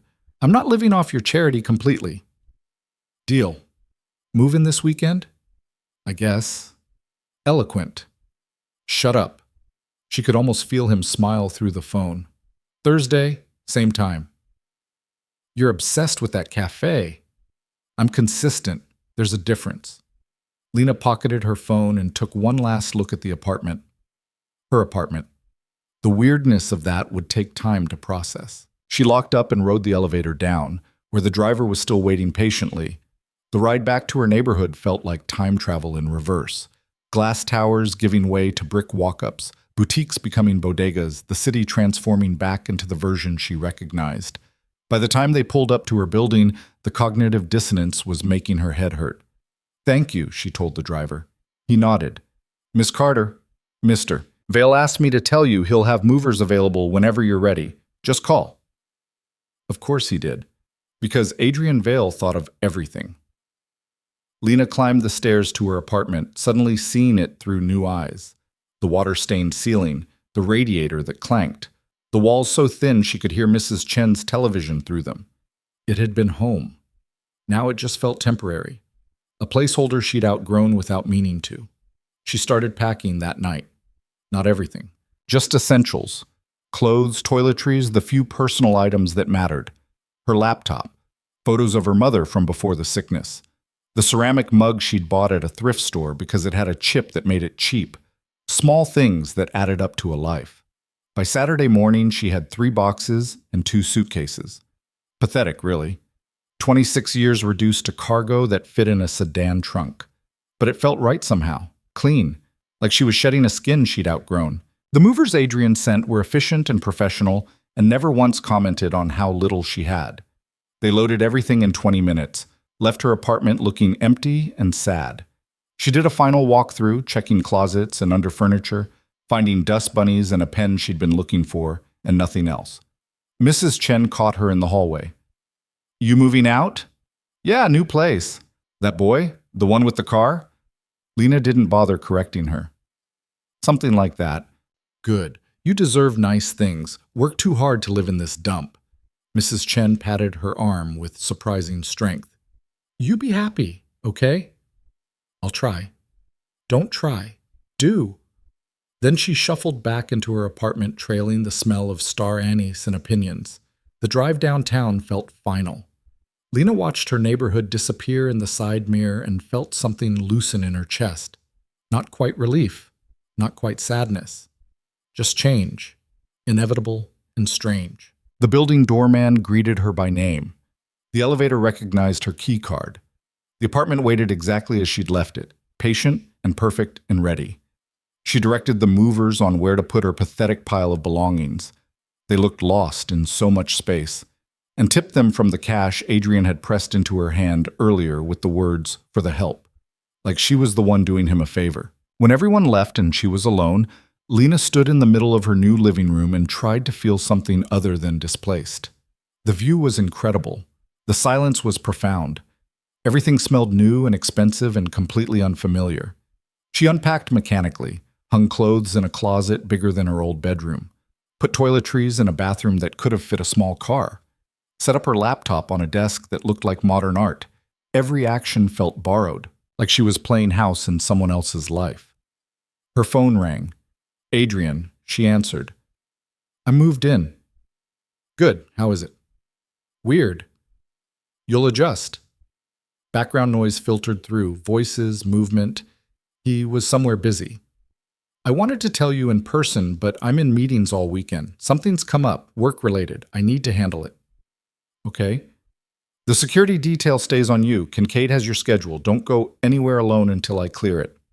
"Adrian, not negotiable. Someone's still looking for you, and I'm not taking chances." His voice dropped. "I mean it, Lena. Stay visible. Stay safe." "When are you back?" "Monday, maybe Tuesday. Depends." A pause. "Will you be all right?" The question surprised her, like her comfort actually mattered to him. "I'll survive." "That's not what I asked." "I'll be fine. Go do your business thing." "I'll call you." He hesitated. "And Lena? Thank you." "For what?" "For trusting me. I know it's not easy." The line went dead before she could respond. Lena stared at her phone, at her reflection in the window behind it, and wondered when exactly she'd started trusting Adrian Vale. When had that happened? When had the mysterious corner booth stalker become the person she called in emergencies? The weekend passed slowly. She explored the building, gym she didn't use, pool she didn't swim in, business center she had no business being in. Other residents nodded politely, clearly placing her as new, possibly judging her for the yoga pants and thrift store jacket. She felt their assessment and didn't care. Let them wonder. Saturday night, she video called her mother at the hospital. The treatment was working, slowly, painfully, but working. Her mother looked better, less gray, more present. "Where are you?" her mother asked, squinting at the background. "That's not your apartment." "I moved." "When?" "Yesterday. It's a friend's place. I'm staying here for a while." "What friend?" Her mother's eyes sharpened despite the medication. "Lena Marie Carter. What aren't you telling me?" Everything. She wasn't telling her everything. About the debt that didn't exist anymore, the danger that had knocked on doors, the man who'd inserted himself into her life like a parenthetical statement that changed the whole sentence. "Just a friend, Mom. Someone who had space and offered. That's all." Uh-huh. Her mother didn't believe her but was too tired to push. "As long as you're safe." "I'm safe. Promise." They talked for 20 more minutes about nothing important. Hospital food, doctors with terrible bedside manner, the soap opera that played on the waiting room TV, normal things, normal conversation. When they hung up, Lena felt the lie sitting heavy in her stomach. She'd always told her mother everything. Now she was keeping secrets. More evidence that her life had fundamentally shifted. Sunday she went to work. Insisted on it, despite Kincaid's protests. The security detail drove her, waited outside, made her feel simultaneously protected and imprisoned. The cafe was busy with the brunch crowd, and Lena lost herself in the familiar rhythm. Coffee, orders, small talk, repeat. It felt normal. Grounding. Jenna noticed immediately. "You look different." "I got a haircut." "You absolutely did not. But something changed. Did you finally sleep with the hot stalker?" "Jenna, I'm taking that as a yes." "Take it as whatever you want. I'm not discussing my sex life at work." "So you admit you have a sex life?" "I'm not discussing my lack of sex life either." Jenna grinned. "You're blushing. That's adorable. But seriously, you seem, I don't know, different, less like you're about to crack." Maybe she was different. Maybe having a working lock and a safe place and one less existential crisis to manage had given her space to breathe. Or maybe she was just good at pretending. Hard to tell anymore. Monday morning, Adrian still wasn't back. Lena went to her shift, came home to the apartment that still didn't feel like home, and tried to establish routines that would make this new life stick. She bought groceries, actual groceries, fresh vegetables and meat that wasn't on sale, and cooked dinner in a kitchen with enough space to move. She ate at a table overlooking the city and felt like an imposter at her own life. Tuesday morning, she was making coffee in her absurdly nice kitchen when her phone rang. Unknown number. Her pulse spiked reflexively before she remembered. Those calls were done. That danger had passed. She answered. Hello? Lena Carter? Male voice, unfamiliar, professional. Who's asking? My name is Vincent Torres. I work for Marcus Lau. I believe you know Mr. Lau. She didn't. I don't. Let me rephrase. Mr. Lau is the gentleman who originally held your debt before it was purchased by Adrian Vale. I'm his legal counsel. Lena's stomach dropped. What do you want? Just to talk. Mr. Lau has some concerns about how the debt transfer was handled, specifically some irregularities in the payment. We'd like to meet, discuss the situation. Completely voluntary, of course. The debt's settled. Adrian paid it in full. So we're told, but there are questions. Paperwork that doesn't quite line up. Nothing major, just details that need clarifying. One meeting, 30 minutes, then we all move on with our lives. I'm not meeting with you. Miss Carter, I understand your hesitation, but this is a simple administrative matter. If you refuse to cooperate, it creates complications, legal complications, for you and for Mr. Vale. I'm sure neither of you want that. It was a threat wrapped in professional courtesy. Lena heard it clearly. I need to talk to my lawyer. You don't have a lawyer, but feel free to consult one. In the meantime, Mr. Lau will be in touch. Have a good day, Miss Carter. He hung up. Lena stood frozen in her fancy kitchen with her expensive coffee and her heart trying to climb out of her throat. This was bad. This was someone poking at Adrian's protection, testing boundaries, looking for weaknesses. And she was the weakness, the soft spot they could press on to make him react. She called Adrian. It went to voicemail. She called Kincaid. He answered on the first ring. Miss Carter? Someone just called me. Vincent Torres. Says he works for Marcus Lau. Says there are problems with the debt payment. Kincaid was quiet for 3 seconds. Then, where are you? My apartment, the new one. Stay there. Don't answer the door. Don't answer your phone unless it's me or Mr. Vale. I'm handling this. What's happening? Someone's testing us, seeing how we respond. Stay calm. Stay inside. We've got this. He hung up too. Everyone hung up on her today. Lena put her phone down carefully and backed away from it like it was dangerous. The apartment suddenly felt less safe. Glass walls became glass cages. The view became exposure. An hour passed. Then 2. No calls. No updates. Lena paced, checked her phone obsessively, and fought the urge to bolt for the door and run somewhere, anywhere. But where would she go? Back to her old apartment? That wouldn't help. And Adrian had told her to stay visible, stay safe. Running was neither. At noon, her phone finally rang. Adrian. She grabbed it. What's happening? You talked to Torres. Not a question, a statement. He called me. Said there were problems with the payment, legal issues. There aren't. It's a pressure play. Someone trying to create leverage. Adrian's voice was tight, controlled, but barely. Marcus Lau is making noise. Claims I muscled into his business without proper authorization. Says the debt transfer violated their terms. Did it? Technically? Maybe. I moved fast and didn't care about paperwork, but that's not what this is about. This is about Marcus losing a revenue stream and wanting compensation, or wanting to establish that I can't just buy people out from under him whenever I feel like it. So what happens now? Now I have a meeting with Marcus. Tonight, we sort this out. What kind of meeting? The kind where we discuss mutual interests and come to an understanding. He paused. I need you to stay at the apartment. Full security lockdown. Kincaid's people are already in the building. No one gets near you, okay? Adrian, I don't want you getting hurt because of me. I won't. You don't know that. Yes, I do, because Marcus is smart enough to know that hurting me starts a war he can't win. This is business. Uncomfortable, aggressive business, but still business. We'll negotiate. He'll get something. I'll get assurances that you're off limits permanently. Everyone walks away. You make it sound simple. It is simple. The execution's just complicated. He exhaled slowly. I should have seen this coming, should have closed the loopholes. This is my fault. Stop saying that. It's true. I don't care. You saved me. Multiple times. If there's fallout, that's on me too. No, it's not. You didn't ask for any of this. I chose to get involved. That makes it my responsibility. His voice softened slightly. Just stay safe. That's all I need from you. When's the meeting? 8 p.m. I'll call you after. Promise? Promise. The line went dead. Lena sat on her expensive couch in her expensive apartment and felt helpless.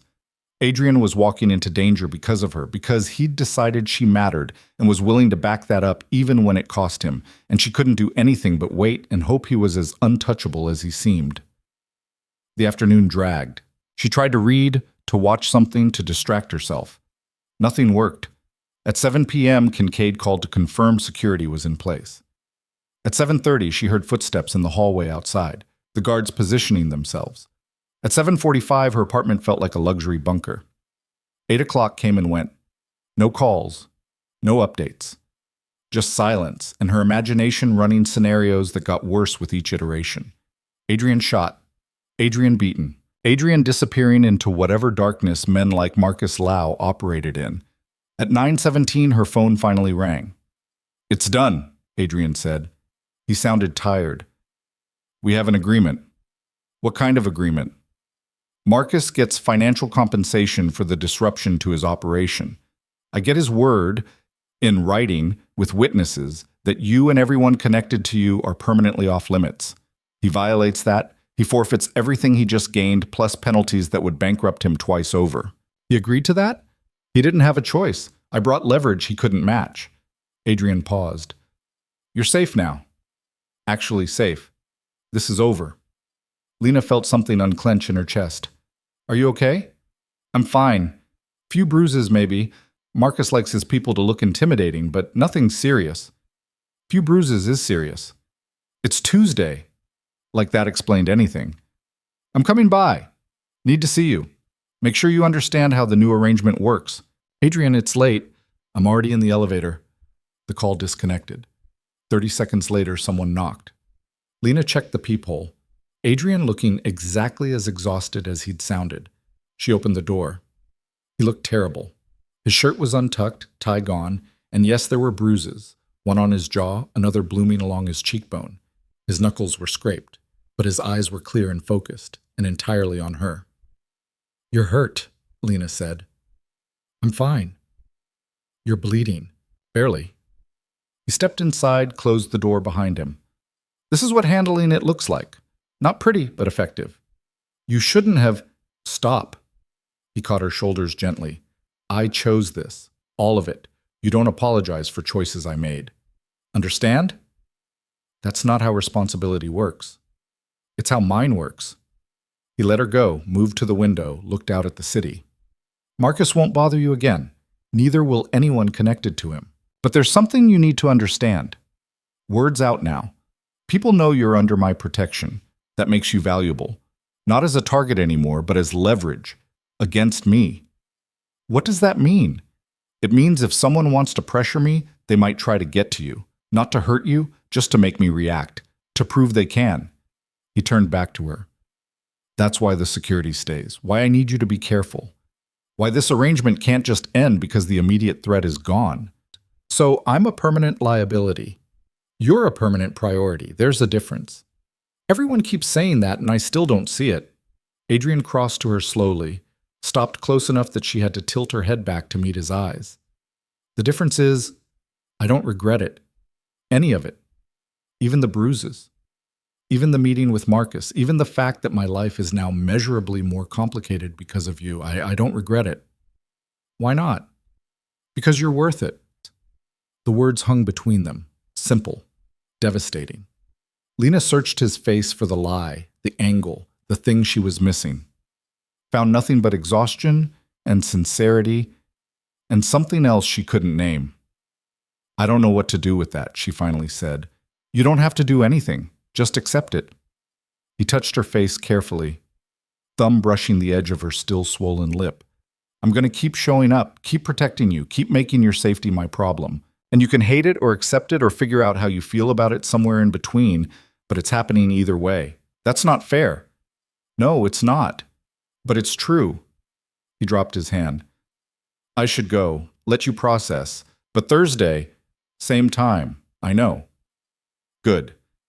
He moved toward the door, then stopped. Lena, thank you for not running, for trusting me even when this got messy. It matters. Then he was gone, and she was alone again with heated floors and a view, and the growing certainty that Adrian Vale had become something she couldn't categorize or control or walk away from. And maybe she didn't want to anymore. The pattern established itself over the next 3 weeks like sediment settling. Adrian showed up Tuesdays and Thursdays at 7:33 exactly, sat in what Lena had started thinking of as his booth, even though the cafe didn't reserve seating, and watched her work with an intensity that should have been uncomfortable but had become familiar instead. They talked more now. Brief conversations when the morning rush allowed, nothing profound, just the accumulated small talk that builds scaffolding between strangers becoming something else. He told her about a deal that had fallen through. She told him about the regular who always ordered decaf but got offended when you remembered. He mentioned his father had died when he was 19. She mentioned her mother was responding to treatment, but the recovery would be long. Neither of them dwelled. They weren't those people yet, the kind who shared wounds like credentials. But the information exchanged meant something anyway. The apartment stopped feeling borrowed around week 2. Lena bought things. A plant that would probably die but seemed worth trying, throw pillows that made the couch less sterile, a coffee maker because using Adrian's felt presumptuous even though he'd told her everything in the place was hers. Small acts of ownership that said she was staying, that this wasn't temporary anymore. Her mother was discharged on a Wednesday. Lena took the day off to bring her home, except home wasn't the tiny apartment near the hospital anymore. It was the guest bedroom in Lena's new place, the one with the view and the bathroom that didn't require sharing with strangers. Her mother stood in the doorway looking small and uncertain. This is too much, she said. It's what we have. May as well use it. Lena, whose place is this really? And don't say a friend's. Lena helped her mother to the bed, soft and wide and nothing like hospital furniture. It's mine. Someone helped me get it. That's all you need to know. Someone. Her mother's eyes were sharp despite the lingering exhaustion. Someone with money. Someone who wants something. Mom, I'm sick, not stupid. I see the security downstairs, the fancy building, the way you're avoiding details. Who is he? Why do you assume it's a he? Is it? Lena sat on the edge of the bed. Outside the window, the city sprawled in afternoon light. His name is Adrian Vale. I don't know what he is. Someone who decided I mattered, who paid off the debt before I could drown in it, who keeps showing up even though I've given him every reason not to. And what does he want in return? Nothing. That's the weird part. He just wants me safe, says I don't owe him anything. Her mother was quiet for a long moment. Then, no one does something for nothing. You know that. I do, but I also know we had nowhere else to go. The debt was eating us alive. The collectors weren't stopping, and he offered a way out. So I took it. Lena met her mother's eyes. I'm still figuring out what it costs, but right now you're alive and getting better and we have a place to live. That's enough. For now. For now, Lena agreed. Her mother reached out, squeezed her hand. Just be careful. Men with that kind of power, they always collect eventually, even when they say they won't. I know. Do you? Her mother's grip tightened. Because from where I'm sitting, you look like a girl falling for her savior, and that never ends well. The words hit harder than intended. Lena pulled her hand back. I'm not falling for anyone. I'm surviving. There's a difference. Is there? Yes. But her voice lacked conviction and they both heard it. Her mother sighed, sinking back into pillows that probably cost more than her weekly medication. I'm too tired to argue, but promise me you'll think about it. About what happens when gratitude turns into something else. When protection becomes possession. I promise. Lena stood. Get some rest. I'll make dinner later. She left her mother sleeping and went to the kitchen where she stood staring at vegetables she'd bought and couldn't remember why. Her phone buzzed. Text from Adrian. How's your mother? Resting? Adjusting? Good. And you? Lena looked at the message for too long before responding. I'm fine. That's not what I asked. She almost smiled despite everything. I'm adjusting too. Thursday. We should talk. About what? Things. In person, not over text. The vagueness felt deliberate. Lena's stomach tightened. Is something wrong?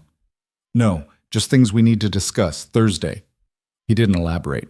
Lena tried not to read catastrophe into the silence, but her brain had been trained to expect disaster and old habits died hard. She spent the rest of Wednesday cooking food her mother barely touched and pretending everything was fine. Thursday morning came cold and bright. Lena left her mother with instructions and emergency numbers she probably wouldn't need, but it made Lena feel better to list them. The security detail drove her to work. She'd stopped taking the bus after Adrian had quietly suggested the routine made her predictable, and predictable was dangerous. Another small surrender to his version of safety. The cafe was busy. Morning rush hit hard and Lena lost herself in the familiar chaos of orders and steam and caffeine-desperate customers. It felt normal. The one piece of her life Adrian's money hadn't touched or improved. She needed that, needed something that was still entirely hers. At 7:33, Adrian walked in. But he wasn't alone. Two men flanked him. Not his usual security. These were different, older, harder. They wore suits that screamed federal something and expressions that suggested they'd seen everything twice and weren't impressed either time. Adrian looked tense, more than usual. The careful control he always maintained had cracks showing through. He caught Lena's eye, shook his head slightly. Don't react. She didn't. Made his coffee mechanically, hands steady even though her pulse was doing complicated things. When she brought it to the booth, the two men were sitting across from him. One of them looked at her with professional assessment, cataloging height, weight, threat level, probably her shoe size too. Miss Carter, Adrian's voice was carefully neutral. These gentlemen are from the Federal Organized Crime Task Force. They have questions about Marcus Lau. The world tilted. Lena set the coffee down carefully. I don't know anything about Marcus Lau. You were listed as one of his debtors. The older agent spoke. Gray hair, salt and pepper stubble, eyes like a tired accountant. Until the debt was transferred to Mr. Vale here, we're investigating Mr. Lau's lending practices. Need to establish a pattern. I borrowed money, that's all. From who specifically? I don't remember. It was 6 months ago. I was desperate. That part was true, at least. The younger agent leaned forward. Mr. Lau's operation has ties to several criminal enterprises. Money laundering, extortion, loan sharking. If you have information about his methods, I don't. I signed papers, got money, made payments until I couldn't anymore. That's everything. The collectors who came to your apartment, the ones who threatened you, did they mention Marcus Lau by name? Lena's mouth went dry. How did they know about that? She looked at Adrian. His expression gave nothing away, but she saw tension in his shoulders. They mentioned owing money, that's all. And Mr. Vale paid off your debt. The older agent turned to Adrian. Interesting timing, right when we started looking into Lau's operations. I didn't know about your investigation. Adrian's voice stayed level. I helped Miss Carter because she needed it. The timing is coincidental. Is it? The younger agent pulled out a folder. You've inserted yourself into 3 of Lau's operations in the past 4 months. Buying out debts, relocating debtors, making his revenue streams disappear. That's not coincidence. That's interference. That's business. That's obstruction if you're disrupting an active investigation. Then charge me. Adrian's tone went cold. But leave Miss Carter out of it. She's not involved in whatever war you think I'm fighting. The older agent studied Adrian for a long moment, then looked at Lena. You're living in one of Mr. Vale's properties now, under his protection. That correct? Yes. And you don't find that arrangement unusual? Man you barely know pays off your debt, sets you up in a luxury apartment, asks nothing in return? I find it generous. Or suspicious. Or generous. Lena's voice hardened. Look, I don't know what you think is happening here, but Adrian helped me when no one else would. If that bothers you, that's your problem. I'm not testifying against him or Marcus Lau or anyone else. I just want to live my life. The agents exchanged glances. Some silent communication passed between them. Finally, the older one stood. We'll be in touch. Both of you. If anything changes, if you remember details about Lau's operation, call. He dropped a card on the table. They left. The cafe suddenly felt too quiet. Adrian picked up the card, turned it over once, then pocketed it. I'm sorry. For what? For dragging you into this. I didn't know they were investigating Lau that thoroughly. Should have been more careful. It's fine. It's not. He looked at her finally. Really looked. They're going to keep digging, looking for connections between me and Lau's operation. You're one of those connections now. That puts you back in danger. Different kind, but still danger. So what do? You do nothing. Stay clean. Don't talk to them without a lawyer present. I'll handle it. Adrian, this is my fault. I moved too fast, too aggressively. Made Lau look bad to his partners, and now the feds are circling. I need to fix it before you get caught in the middle. Lena slid into the booth across from him, ignored the look Jenna shot her from the counter. Stop trying to protect me from everything. I'm already in the middle. Might as well know what I'm standing in. Adrian was quiet. Then, Marcus Lau runs a lending operation that targets desperate people, offers money at terrible rates, uses violence to collect. I've been systematically buying out his debtors. Not all of them. Just the ones who were drowning. Ones like you. It started as revenge. He'd hurt someone I cared about years ago, but it became something else, a way to take apart his operation piece by piece. And the feds noticed. Apparently, he rubbed his eyes. The bruises from his meeting with Marcus had faded, but new exhaustion had replaced them. They think I'm building a case, or maybe trying to take over his territory.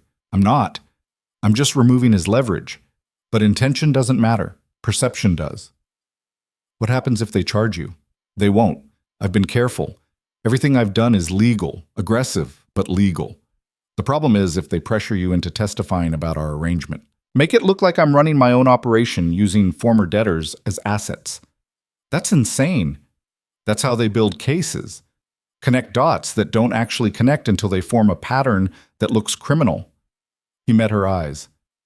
I won't let that happen to you, whatever it takes. You can't control federal investigations. No, but I can control the narrative, manage the exposure, make sure you're protected. He paused. There's something else. Marcus reached out. Wants another meeting, says the feds are making him nervous and he needs assurances I'm not cooperating. Are you? No, but he doesn't believe me, thinks I'm playing both sides, setting him up for a fall while staying clean myself. Are you? Adrian almost smiled. Would you believe me if I said no? I don't know. Would you tell me if you were? Probably not. The honesty was stark. But for what it's worth, I'm not working with the feds. I just want Marcus gone. His operation dismantled. The people he's hurt free. If the feds do that for me, great. But I'm not helping them build their case. Lena believed him. Didn't know why, but she did. Maybe because Adrian Vale had proven himself through action, not words. Or maybe because she wanted to believe him, and that was the same thing right now. When's the meeting? She asked. Tonight. Neutral ground, his people in mind, very civilized, very dangerous. I'm coming with you. Absolutely not. He's going to ask about me, about why you're protecting me. Better if I'm there, show him I'm real, not some strategy piece. Lena, if this goes wrong. If it goes wrong, I'm involved anyway. Might as well be involved where I can see what's happening. Adrian looked like he wanted to argue. Lena watched him calculate, weigh options, run scenarios. Finally, he nodded once. Fine, but you do exactly what I say. No improvising, no heroics. You're there as proof of concept, nothing more. I can handle that. Can you? He leaned forward. Because Marcus Lau is not like the collectors you dealt with. He's smart, ruthless, and very good at finding weaknesses. If he senses any crack between us, any leverage he can exploit, he'll use it. You need to be prepared for that. I am. You're not. But you will be. He stood. I'll pick you up at 7. Wear something nice, but not too nice. We're playing this as a legitimate arrangement, business relationship, nothing more. Is that what we are? The question hung between them. Adrian looked at her for a long moment. I don't know what we are. But tonight, that's what we need to be. He left before she could respond. The cafe felt colder without him. Lena went back to work trying not to think about what she'd just agreed to, trying not to wonder if walking into a meeting with Marcus Lau was the stupidest decision she'd ever made or just the latest in a series. Jenna cornered her during the afternoon lull. Who were those guys? Federal agents. What? Not a question. Pure shock. They're investigating someone Adrian knows. Asked me questions about it. And you're okay? I'm fine, it's nothing. That didn't look like nothing. That looked like serious crime TV drama. Jenna grabbed her arm. Lena, if you're in some kind of trouble. I'm not, I promise. Just wrong place, wrong time. They're fishing, that's all. Jenna didn't look convinced. If you need help. I know. Thank you. Lena squeezed her hand. Really? I'm okay. The lie came easier than it should have. Lena finished her shift, went home to an apartment that felt emptier than usual despite her mother sleeping in the next room. She stood in her closet staring at clothes and trying to figure out what you wore to a criminal negotiation. Business relationship, nothing more. She picked black pants and a gray sweater, simple, unremarkable, the kind of outfit that disappeared into backgrounds. Applied minimal makeup, pulled her hair back. When she looked in the mirror, she saw someone who could pass as professional, someone who belonged at a business meeting. The disguise would hold as long as she didn't talk too much. Her mother was awake when she emerged. Where are you going? Meeting with Adrian? Dressed like that? It's a work thing. Her mother's expression sharpened. What kind of work? The boring kind. I'll be back late. Don't wait up. Lena, I have to go. Love you. She left before the questions could multiply. Adrian picked her up at 7 exactly. Different car tonight. Luxury sedan with tinted windows and a driver she didn't recognize. He held the door and she slid in beside him, suddenly aware of how small the space was. His cologne was subtle, expensive, the kind of thing she'd only smelled in department stores she couldn't afford to shop in. You look good, he said. You sound surprised. I'm not, just observant. He handed her a folder. Read this. Background on Marcus. His operation. The key players who will be at the meeting. You need to know who you're dealing with. Lena flipped through pages of information that felt like something from a spy novel. Photos, bios, criminal records. Marcus Lau looked ordinary in his picture. Middle-aged, slightly overweight, the kind of guy you'd pass on the street without noticing. The text underneath made him anything but ordinary. He's connected to a lot of people, Lena said. He's connected to everyone. That's his power. Not violence, relationships, debts owed and favors called in. He's built a network that touches everything from city council to the docks. Taking him down means taking down a dozen other operations. And you're trying to do that alone? I'm trying to do it correctly. The feds want arrests. Headlines. I want his operation dismantled permanently. Those aren't always the same thing. The drive took 40 minutes. They left downtown behind, crossed the river, ended up in an industrial area where streetlights were suggestions and shadows had depth. The car pulled up to a warehouse that looked abandoned, but probably wasn't. Security was visible now, men in dark clothes with the stillness of people comfortable with violence. Last chance to back out, Adrian said. I'm good. Lena, I mean it. If you're not ready, I'm here. Let's go. They got out together. Adrian's hand found the small of her back, guiding her toward the entrance. The touch was possessive and protective simultaneously. She let him lead. Inside, the warehouse had been converted into something that resembled an office. Expensive furniture that clashed with concrete floors, conference table in the center, men stationed around the perimeter.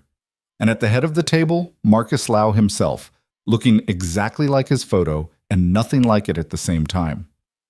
Adrian Vale. Marcus stood, extended his hand. Thank you for coming. Marcus. Adrian shook, perfunctory, professional. This is Lena Carter. Marcus's eyes shifted to her. Assessment immediate and thorough. Miss Carter, I've heard a lot about you. Nothing good, I hope. The words came out steadier than she felt. Marcus smiled. Depends on your perspective. Please, sit. They sat. Marcus across from them, his people fanned out behind. Adrian's security positioned themselves at their backs. The tension in the room was thick enough to taste. So, Marcus folded his hands. The federal investigation. You want to assure me you're not cooperating? I'm not. And yet they came to your cafe this morning, questioned you and Miss Carter. That seems like cooperation. That's called being questioned, not the same thing. From where I sit, it looks very similar. The feds are circling. Your name keeps coming up in contexts that concern me. You've been aggressive about disrupting my operations. One might think you're building a case. One would be wrong. Adrian's voice stayed level. I've been buying out debts because your collection methods offend me. That's business, not cooperation. Business, Marcus laughed. You call it business. I call it war. You've cost me millions in revenue, made me look weak to my partners. And now the feds are using your actions as evidence of systematic intimidation and racketeering. How is that not cooperation? Because I'm not giving them anything. Not testimony, not evidence, not access. What you're seeing is coincidence, nothing more. I don't believe in coincidence. Marcus leaned forward. I believe in patterns. And the pattern here says you're playing me, using Miss Carter and others like her as pawns, positioning yourself as the hero while I take the fall. If you took the fall, it'd be because you earned it. Adrian's tone went colder. Your operation hurts people, destroys lives. I'm just giving some of them a way out. If that makes you look bad, that's on you. The temperature in the room dropped. Marcus's people shifted. Adrian's people responded. Lena felt like she was watching dominoes line up, waiting for someone to tip the first one. Then Marcus looked at her. Miss Carter, do you know what you are to him? What you represent? I'm someone he helped. You're a tax write-off, a PR move. Adrian Vale playing white knight, so when the feds come asking, he has sympathetic examples. Look at all the good I've done. Ignore the fact that I'm destroying my competitor's business in the process. That's not, Lena started. It's exactly true. Marcus smiled. I'm not saying he doesn't care about you. Maybe he does. But don't mistake care for altruism. Everything Adrian does serves a purpose, even kindness. Adrian's hand found hers under the table, squeezed once. Message received, don't engage. Believe what you want, Adrian said. But I'm not working with the feds. I'm not building a case. I'm just removing your leverage. If that makes your operation unstable, find better business practices. Or I could remove your leverage. Marcus looked pointedly at Lena. Eye for an eye. The threat was unmistakable. Lena's pulse spiked, but she kept her expression neutral. Adrian's hand tightened on hers. You won't. Adrian's voice was absolutely certain. Because if you touch her, every resource I have gets pointed at you. Not your operation, you personally. And I promise you, Marcus, I have resources you can't imagine. This ends one of two ways. You walk away and we maintain the current detente, or you escalate and I end you. Choose. The silence stretched. Marcus studied Adrian like he was a particularly difficult equation. Then he laughed. Actually laughed. You're serious? Completely. You'd start a war over a barista. I'd start a war over anyone under my protection. She's not special in that regard. She's just current. Lena didn't know if that was supposed to reassure her or not. Marcus seemed to find it amusing either way. Fine, Marcus said eventually. I won't touch her or any of your other pet projects, but this stops. No more buying out my debtors. No more interference. You want to play hero, find someone else's operation to dismantle. Deal. With one addition. You forgive all outstanding debts currently in your portfolio. Wipe them clean. Start over with legitimate lending practices or find a new line of work. That's insane. That's my price for leaving you alone. Marcus stared at him. You're asking me to forgive millions in outstanding debt. I'm asking you to stop preying on desperate people. Call it millions or call it conscience. Your choice. And if I refuse? Then I keep doing what I've been doing, buying them out one by one, making you look weak and unstable until your partners lose confidence and your operation collapses from internal pressure. Could take months, could take years, but it'll happen. The calculation on Marcus's face was visible. Pride versus pragmatism. Revenge versus survival. Lena watched him work through it, saw the moment he decided. Half, Marcus said. I'll forgive half the outstanding debts. The ones with circumstances like Miss Carter's, medical debt, family emergency, circumstances beyond their control. The rest stay active. Take it or leave it. Adrian considered. 75%. 60. And I pick which ones. 70. And I approve the list before you implement. 65. Final offer. Done. Adrian stood. Extended his hand. Pleasure doing business. Marcus shook. You're either the most altruistic gangster I've ever met or the smartest businessman. Haven't decided which. Why not both?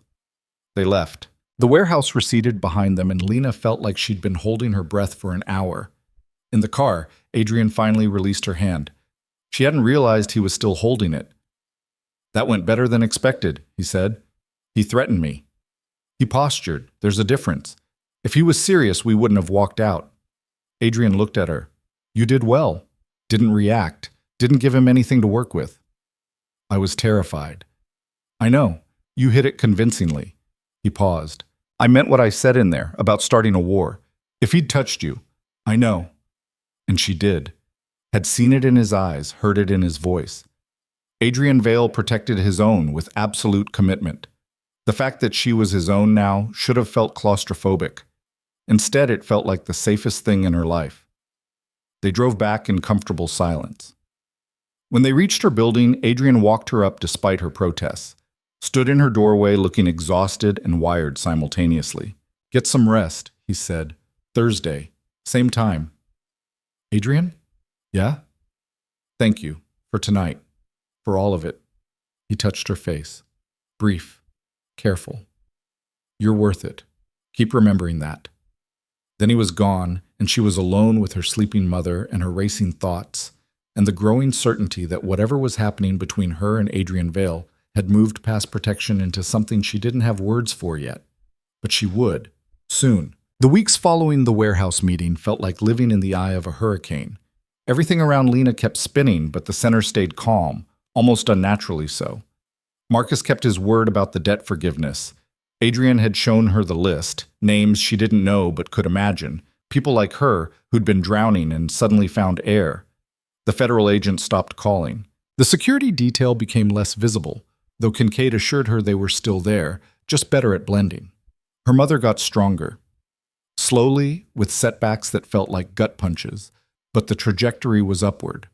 She started physical therapy, started talking about going home, though Lena had quietly been paying the rent on her old apartment so there'd still be something to go home to. Started asking fewer questions about Adrian and more questions about when Lena was going to admit she had feelings for him. Lena avoided those conversations the way she avoided thinking about her own heartbeat. Awareness only made it more obvious. Thursday morning arrived cold enough that frost painted patterns on the windows. Lena had stopped working the early shift 2 weeks ago after Adrian had pointed out she didn't need the money anymore and the exhaustion was showing in her face. She'd argued. He'd offered to buy the cafe if it meant she'd rest. She'd taken the later shift starting at 9 and hated that he'd been right about needing it. But this Thursday, she went in early anyway. Needed the routine.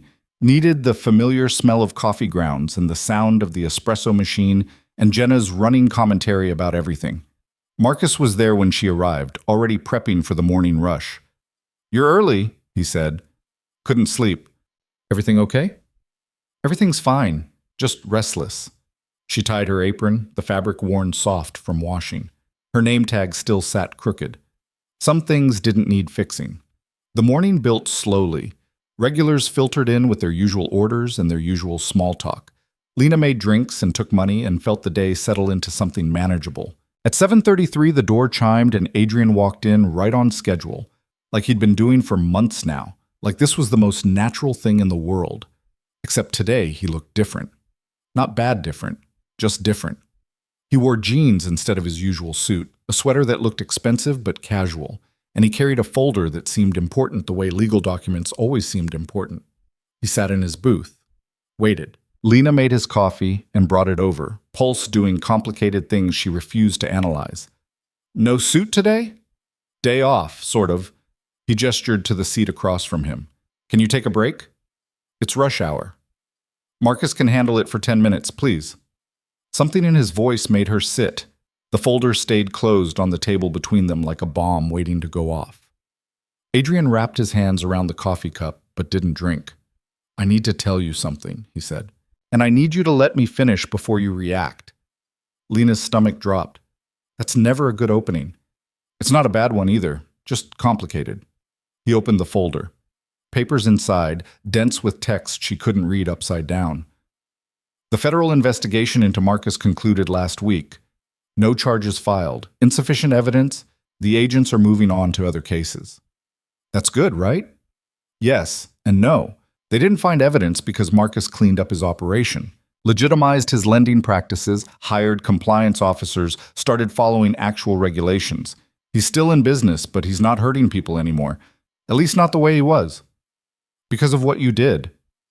Because of what we negotiated. Yes. Adrian pushed the folder toward her. But there's something else. When I was buying out debts, I created a fund. Put money aside for each person I helped. Emergency savings. Something to fall back on if things went bad again. You have one too. Lena looked at the folder like it might bite. How much? 50,000.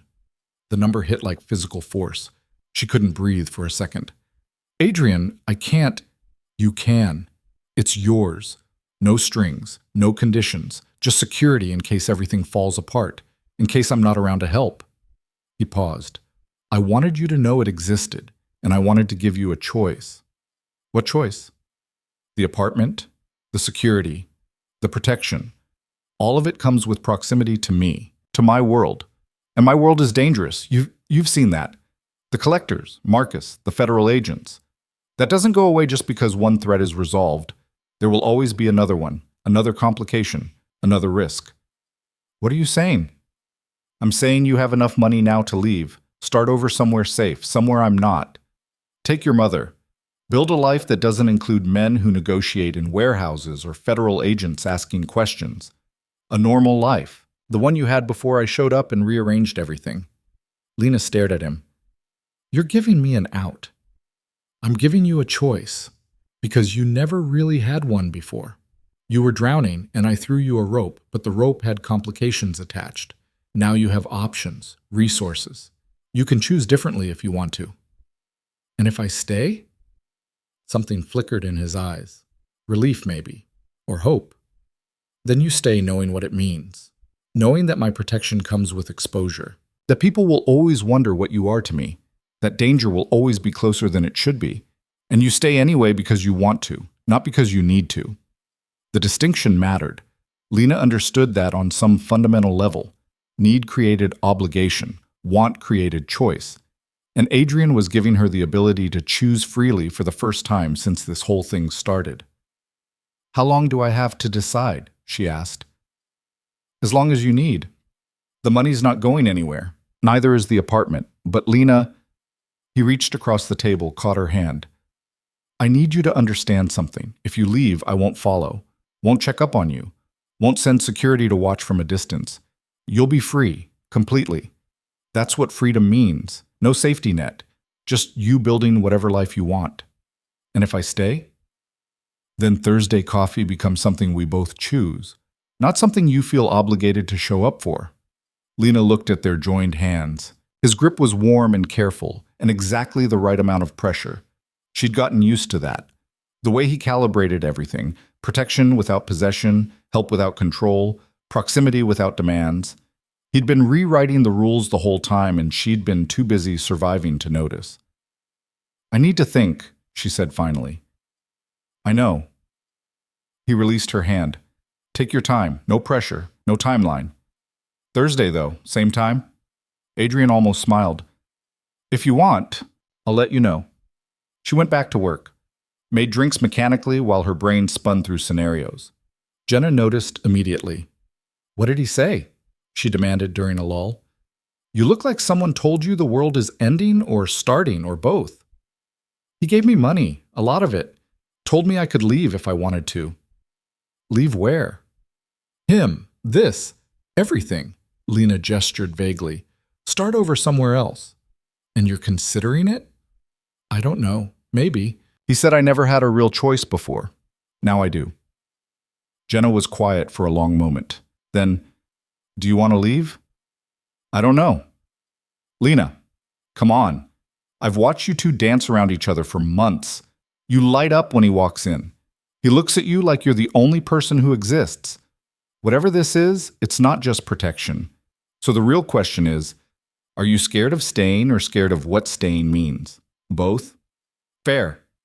Jenna squeezed her shoulder. But running because you're scared is different than leaving because it's right. Make sure you know which one you're doing. The advice stuck. Lena carried it through the rest of her shift, through the bus ride home she insisted on taking instead of the security car, through dinner with her mother who asked questions Lena couldn't answer yet. That night, she sat by the window looking out at the city. 15 floors up, the world looked manageable, small. She could see patterns from here, traffic flowing, lights blinking, life happening in miniature. From this height, danger seemed distant, theoretical, but she knew better, knew that down there, in the spaces between streetlights, threats waited with patient teeth. Her phone rang. Not Adrian. Kincaid.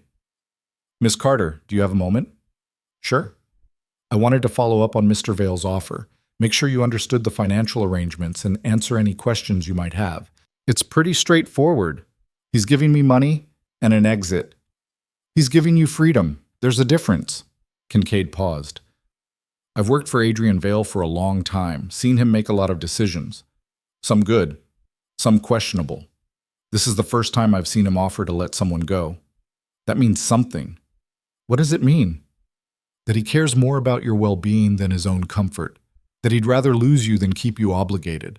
In my experience, that's the definition of love, though he'd never use that word. He doesn't owe me love. No, but he's giving it anyway. Whether you take it is up to you. Kincaid's tone softened.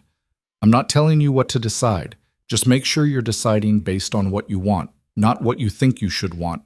Life's too short for should. He hung up. Everyone hung up tonight, apparently. Lena put her phone down and went back to staring at the city. Somewhere out there, Adrian was probably working. Or not working. Living his dangerous, complicated life that he'd offered to let her be part of or leave behind entirely. The choice should have been obvious. Safe money and a fresh start versus proximity to danger and a man she barely understood. Logic said run. Self-preservation said run. But something else, something stubborn and maybe stupid, said stay. She didn't sleep that night, just thought, weighed, calculated different futures until they all blurred together. By morning, she still didn't have an answer, but she had clarity about the question. Did she want a life without Adrian Vale, or did she want to see what staying meant? Friday passed in a fog. Lena worked her shift, came home, helped her mother with exercises, went through motions without really being present. Saturday was worse. Sunday felt eternal. By Monday, she was exhausted from thinking and no closer to a decision. Tuesday morning, she woke up knowing. Just knew. The way you know when a fever breaks or a wound is healing. It wasn't logical, wasn't even smart. But it was true. She texted Adrian. Can we talk? Before Thursday? The response came within minutes. I'll pick you up in an hour. He arrived exactly 60 minutes later in the same casual clothes from last week. They drove without talking, ending up at a park Lena didn't recognize. Trees still bare from winter, grass brown and dormant, but the sun was warm and the silence was comfortable. They walked. Adrian kept his hands in his pockets. Lena kept hers wrapped around a coffee she'd grabbed on the way. Finally, she stopped by a bench that overlooked a frozen pond. I'm not leaving, she said. Adrian went very still. You're sure? No, but I'm doing it anyway. She turned to face him. You're right. I never had a real choice before. Every decision I made was about survival. This is the first time I get to choose based on what I want instead of what I need. And what I want is to stay. Why? Because leaving feels like running, and I'm tired of running from things, tired of letting fear make decisions. She took a breath. And because Thursday mornings matter. You matter. This weird, complicated thing we have matters. I don't know what it is yet, But I want to find out. Adrian pulled his hands from his pockets, stepped closer. I need you to understand what you're choosing. My world doesn't get safer. The threats just change shape. There will be more meetings like Marcus, more agents asking questions, more danger in corners you can't predict. Are you ready for that? I don't know, but I'm ready to try. That's not the same thing. It's close enough. Lena set her coffee on the bench. Look, I'm not stupid. I know this is complicated. Know there's risk, but there's risk in everything. At least this way I'm choosing my risk. Choosing you, choosing whatever this becomes. And if it becomes something you can't handle, then I leave, for real. No guilt, no obligation, just a clean break. She met his eyes. But I think you're worth the risk. I think this is worth the risk. So I'm staying. Adrian was quiet for a long moment. Then he smiled. Actually smiled. Wide and genuine and nothing like the careful control he usually maintained. Okay. Okay? Okay. He pulled her close. Careful. Giving her room to pull away if she wanted. She didn't. For the record, I'm glad. Relieved. Possibly the happiest I've been in years, but I needed you to choose it. Needed to know you wanted this. Not just accepted it. I want it. The words felt true. Scary, but true. I want you. Whatever that means. It means Thursday coffee and Friday dinners, and me showing up too much and you telling me to back off, and us figuring out how two people from completely different worlds make something that works. He touched her face. It means I protect you because I can, and you let me because you trust me, and we build something real instead of something based on debt and danger. That sounds complicated. It will be. He kissed her forehead, light, brief. But I think we can handle complicated. Yeah. Lena leaned into him, feeling his warmth and his steadiness and the complicated truth that she'd chosen this. Actually chosen it. I think we can. They stayed like that for a while, just standing in the winter sun by a frozen pond, holding on to something that looked like a beginning. Eventually they walked back to the car. Adrian drove her home. At her building he caught her hand before she could get out. Thank you, he said, for staying, for choosing this. It means more than you know. Thank you for giving me the choice. Always. He squeezed her hand once. Thursday? Thursday, same time. I'll be there. Lena went upstairs feeling lighter than she had in months. Her mother was in the kitchen attempting to cook, which was both encouraging and terrifying given her current energy levels. You look different, her mother said. I feel different. Good different? Yeah, I think so. Lena helped her mother sit before she fell over. I'm staying, with Adrian. Whatever that means. I'm staying. Her mother studied her. You're sure? Not even a little, but I'm doing it anyway. That's either very brave or very stupid. Probably both. Her mother laughed. Well, at least you're honest about it. Just promise me something. What? If it stops being what you want, you leave. No guilt, no obligation. Just leave, okay? Okay. Lena hugged her. I promise. Good. Her mother hugged back. Tight. Now help me finish this soup before I burn down your fancy apartment. The weeks that followed felt like learning a new language. Adrian showed up Thursday at 7:33 like always, but now Lena sat with him longer. They talked about things that mattered and things that didn't.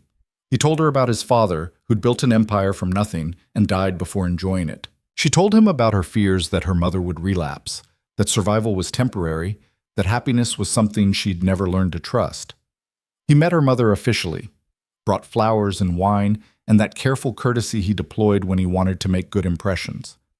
Her mother interrogated him with surgical precision, asked about intentions and expectations and what exactly his business involved. Adrian answered honestly, more honestly than Lena expected. When he left, her mother turned to Lena and said simply, "He'll do."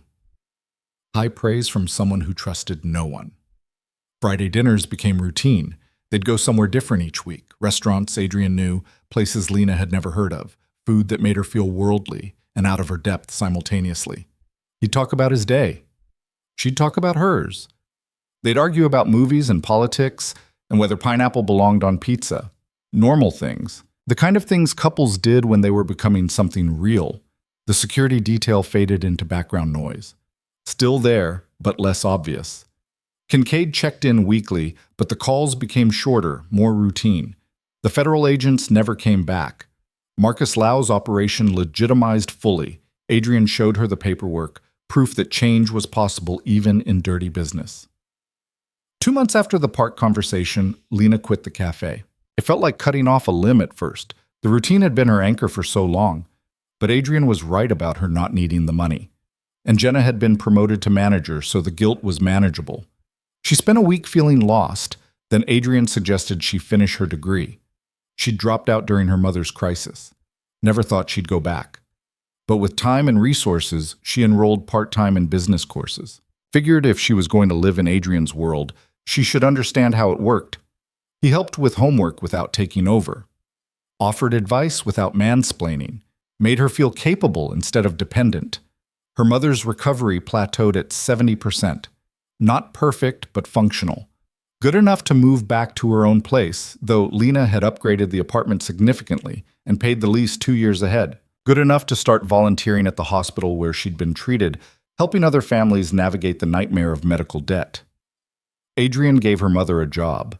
Administrative position in his charitable foundation that Lena hadn't known existed until her mother mentioned it. Turned out Adrian Vale had been quietly funding debt relief programs for years. Medical debt specifically. Her mother helped identify cases, coordinate payments, manage the logistics of saving people who were drowning. "Your boyfriend's sneaky generous," her mother said one Sunday over brunch. "I'm almost mad I can't dislike him." Almost. He's still rich. That's inherently suspicious. "Mom." "I'm joking. Mostly." She squeezed Lena's hand. "But seriously, you're happy. I haven't seen you this happy in years, maybe ever. Hold on to that." "I'm trying." "Good." Her mother paused. "And if he ever hurts you, I'll kill him, just so we're clear." Crystal. 6 months in, Adrian took Lena to meet his partner, the man whose life she'd saved with a free pastry and kindness she barely remembered. His name was David Chen. He owned the building where the cafe was located and 3 others nearby. He looked at Lena with recognition that was almost spiritual. "You're the reason I'm alive," he said simply. "I just gave you a muffin. You gave me a reason to stay. That matters more than you know." They had dinner.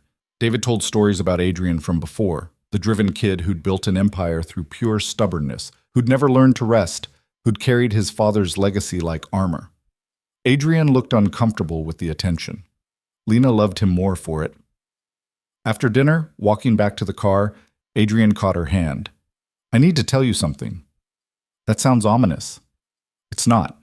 I hope." He stopped, turned to face her. "I'm in love with you.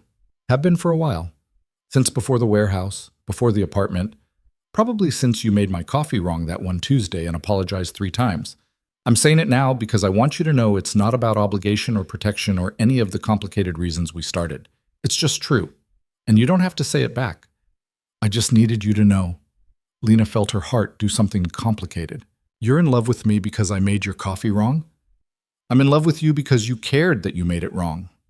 Because you try. Because you're stubborn and brave and kind, even when kindness costs you. Because you chose to stay when leaving would have been easier.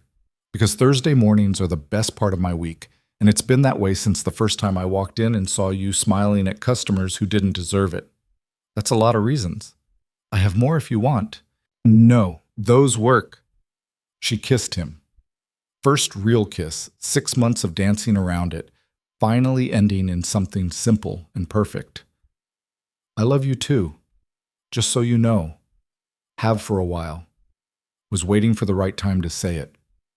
Is this the right time?" "Close enough." They kissed again, longer, better. The kind of kiss that promised more kisses, more time, more everything. When they broke apart, Adrian was smiling that rare wide smile that made him look younger. "Thursday?" he said. "Every Thursday, for as long as you want. That might be forever. I can handle forever." "Good." He pulled her close. "Because I'm not planning on letting you go." A year after the warehouse meeting, Lena graduated. Bachelor's degree in business management, earned in night classes while working part-time for Adrian's foundation. Her mother and Adrian both attended the ceremony. Marcus Lau sent flowers with a card that read, "Congratulations on your escape." She wasn't sure if he meant from poverty or from Adrian's world. Maybe both. She didn't escape either, really. Just learned to navigate them. Learned that money solved some problems and created others. That protection came with proximity to danger. That love was complicated and messy and worth it anyway. Adrian proposed on a Thursday. Morning coffee at the cafe that had started everything. Got down on one knee right there in the corner booth while Jenna squealed and Marcus pretended not to cry, and regular customers pulled out phones to record something they'd tell people about later. The ring was simple, elegant, exactly right. "Will you marry me?" Adrian asked. "Not because of debt or obligation or anything except that I love you and want to spend the rest of my life proving it?" "Yes." No hesitation, no doubt, just yes. They married 6 months later. Small ceremony, close friends, family that mattered. Her mother walked her down the aisle, crying happy tears she'd earned through survival and treatment and stubborn refusal to die. David Chen served as best man. Jenna was maid of honor and gave a speech about stalker romance that was inappropriate and perfect. Kincaid caught Lena after the ceremony. "I told you once that Mr. Vale only makes 3 decisions that aren't calculated. This is the second one. The first was helping you. The third will be having children if you want them, just so you know what you're getting into." "I think I've figured it out." "Good. Because he'd burn the world down for you. Try not to make him." "I'll do my best." The reception was beautiful and chaotic, and everything a wedding should be. They danced badly, ate cake that was too sweet, toasted with champagne that was too expensive, kissed whenever someone clinked glasses, which was often because their friends were obnoxious. Later, much later, alone in the hotel room that cost more than her old apartment's monthly rent, Adrian pulled her close. "No regrets?" he asked. "Not even one." "Good." He kissed her, slow and thorough and full of promise. "Because I have plans, long-term plans, building something real, you and me." "That sounds complicated." "It will be," he smiled. "But I think we can handle complicated." "Yeah, pues," Lena kissed him back. "I think we can." They could. They did. Not perfectly. Not without fights and setbacks and moments when Lena wondered what she'd chosen. But perfectly was overrated. They built something real instead, messy and complicated and absolutely worth it. Thursday mornings remained sacred. Adrian still showed up at 7:33. Lena still made his coffee. They still sat in that corner booth and talked about everything and nothing. The cafe changed ownership. Cities changed. They changed. But Thursday stayed constant. A ritual that reminded them where they'd started, how far they'd come, what they'd chosen when choosing could have gone either way. Years later, when people asked how they met, Lena would say he was a customer who wouldn't leave her alone. Adrian would say she saved his friend's life, and he returned the favor. Both were true. Neither was complete. The real story was longer, messier, full of debt and danger, and federal agents and warehouse meetings and choices made in fear and hope simultaneously. But it always ended the same way, with them choosing each other. Every Thursday, every day, for as long as forever lasted, and that was enough, more than enough. It was everything.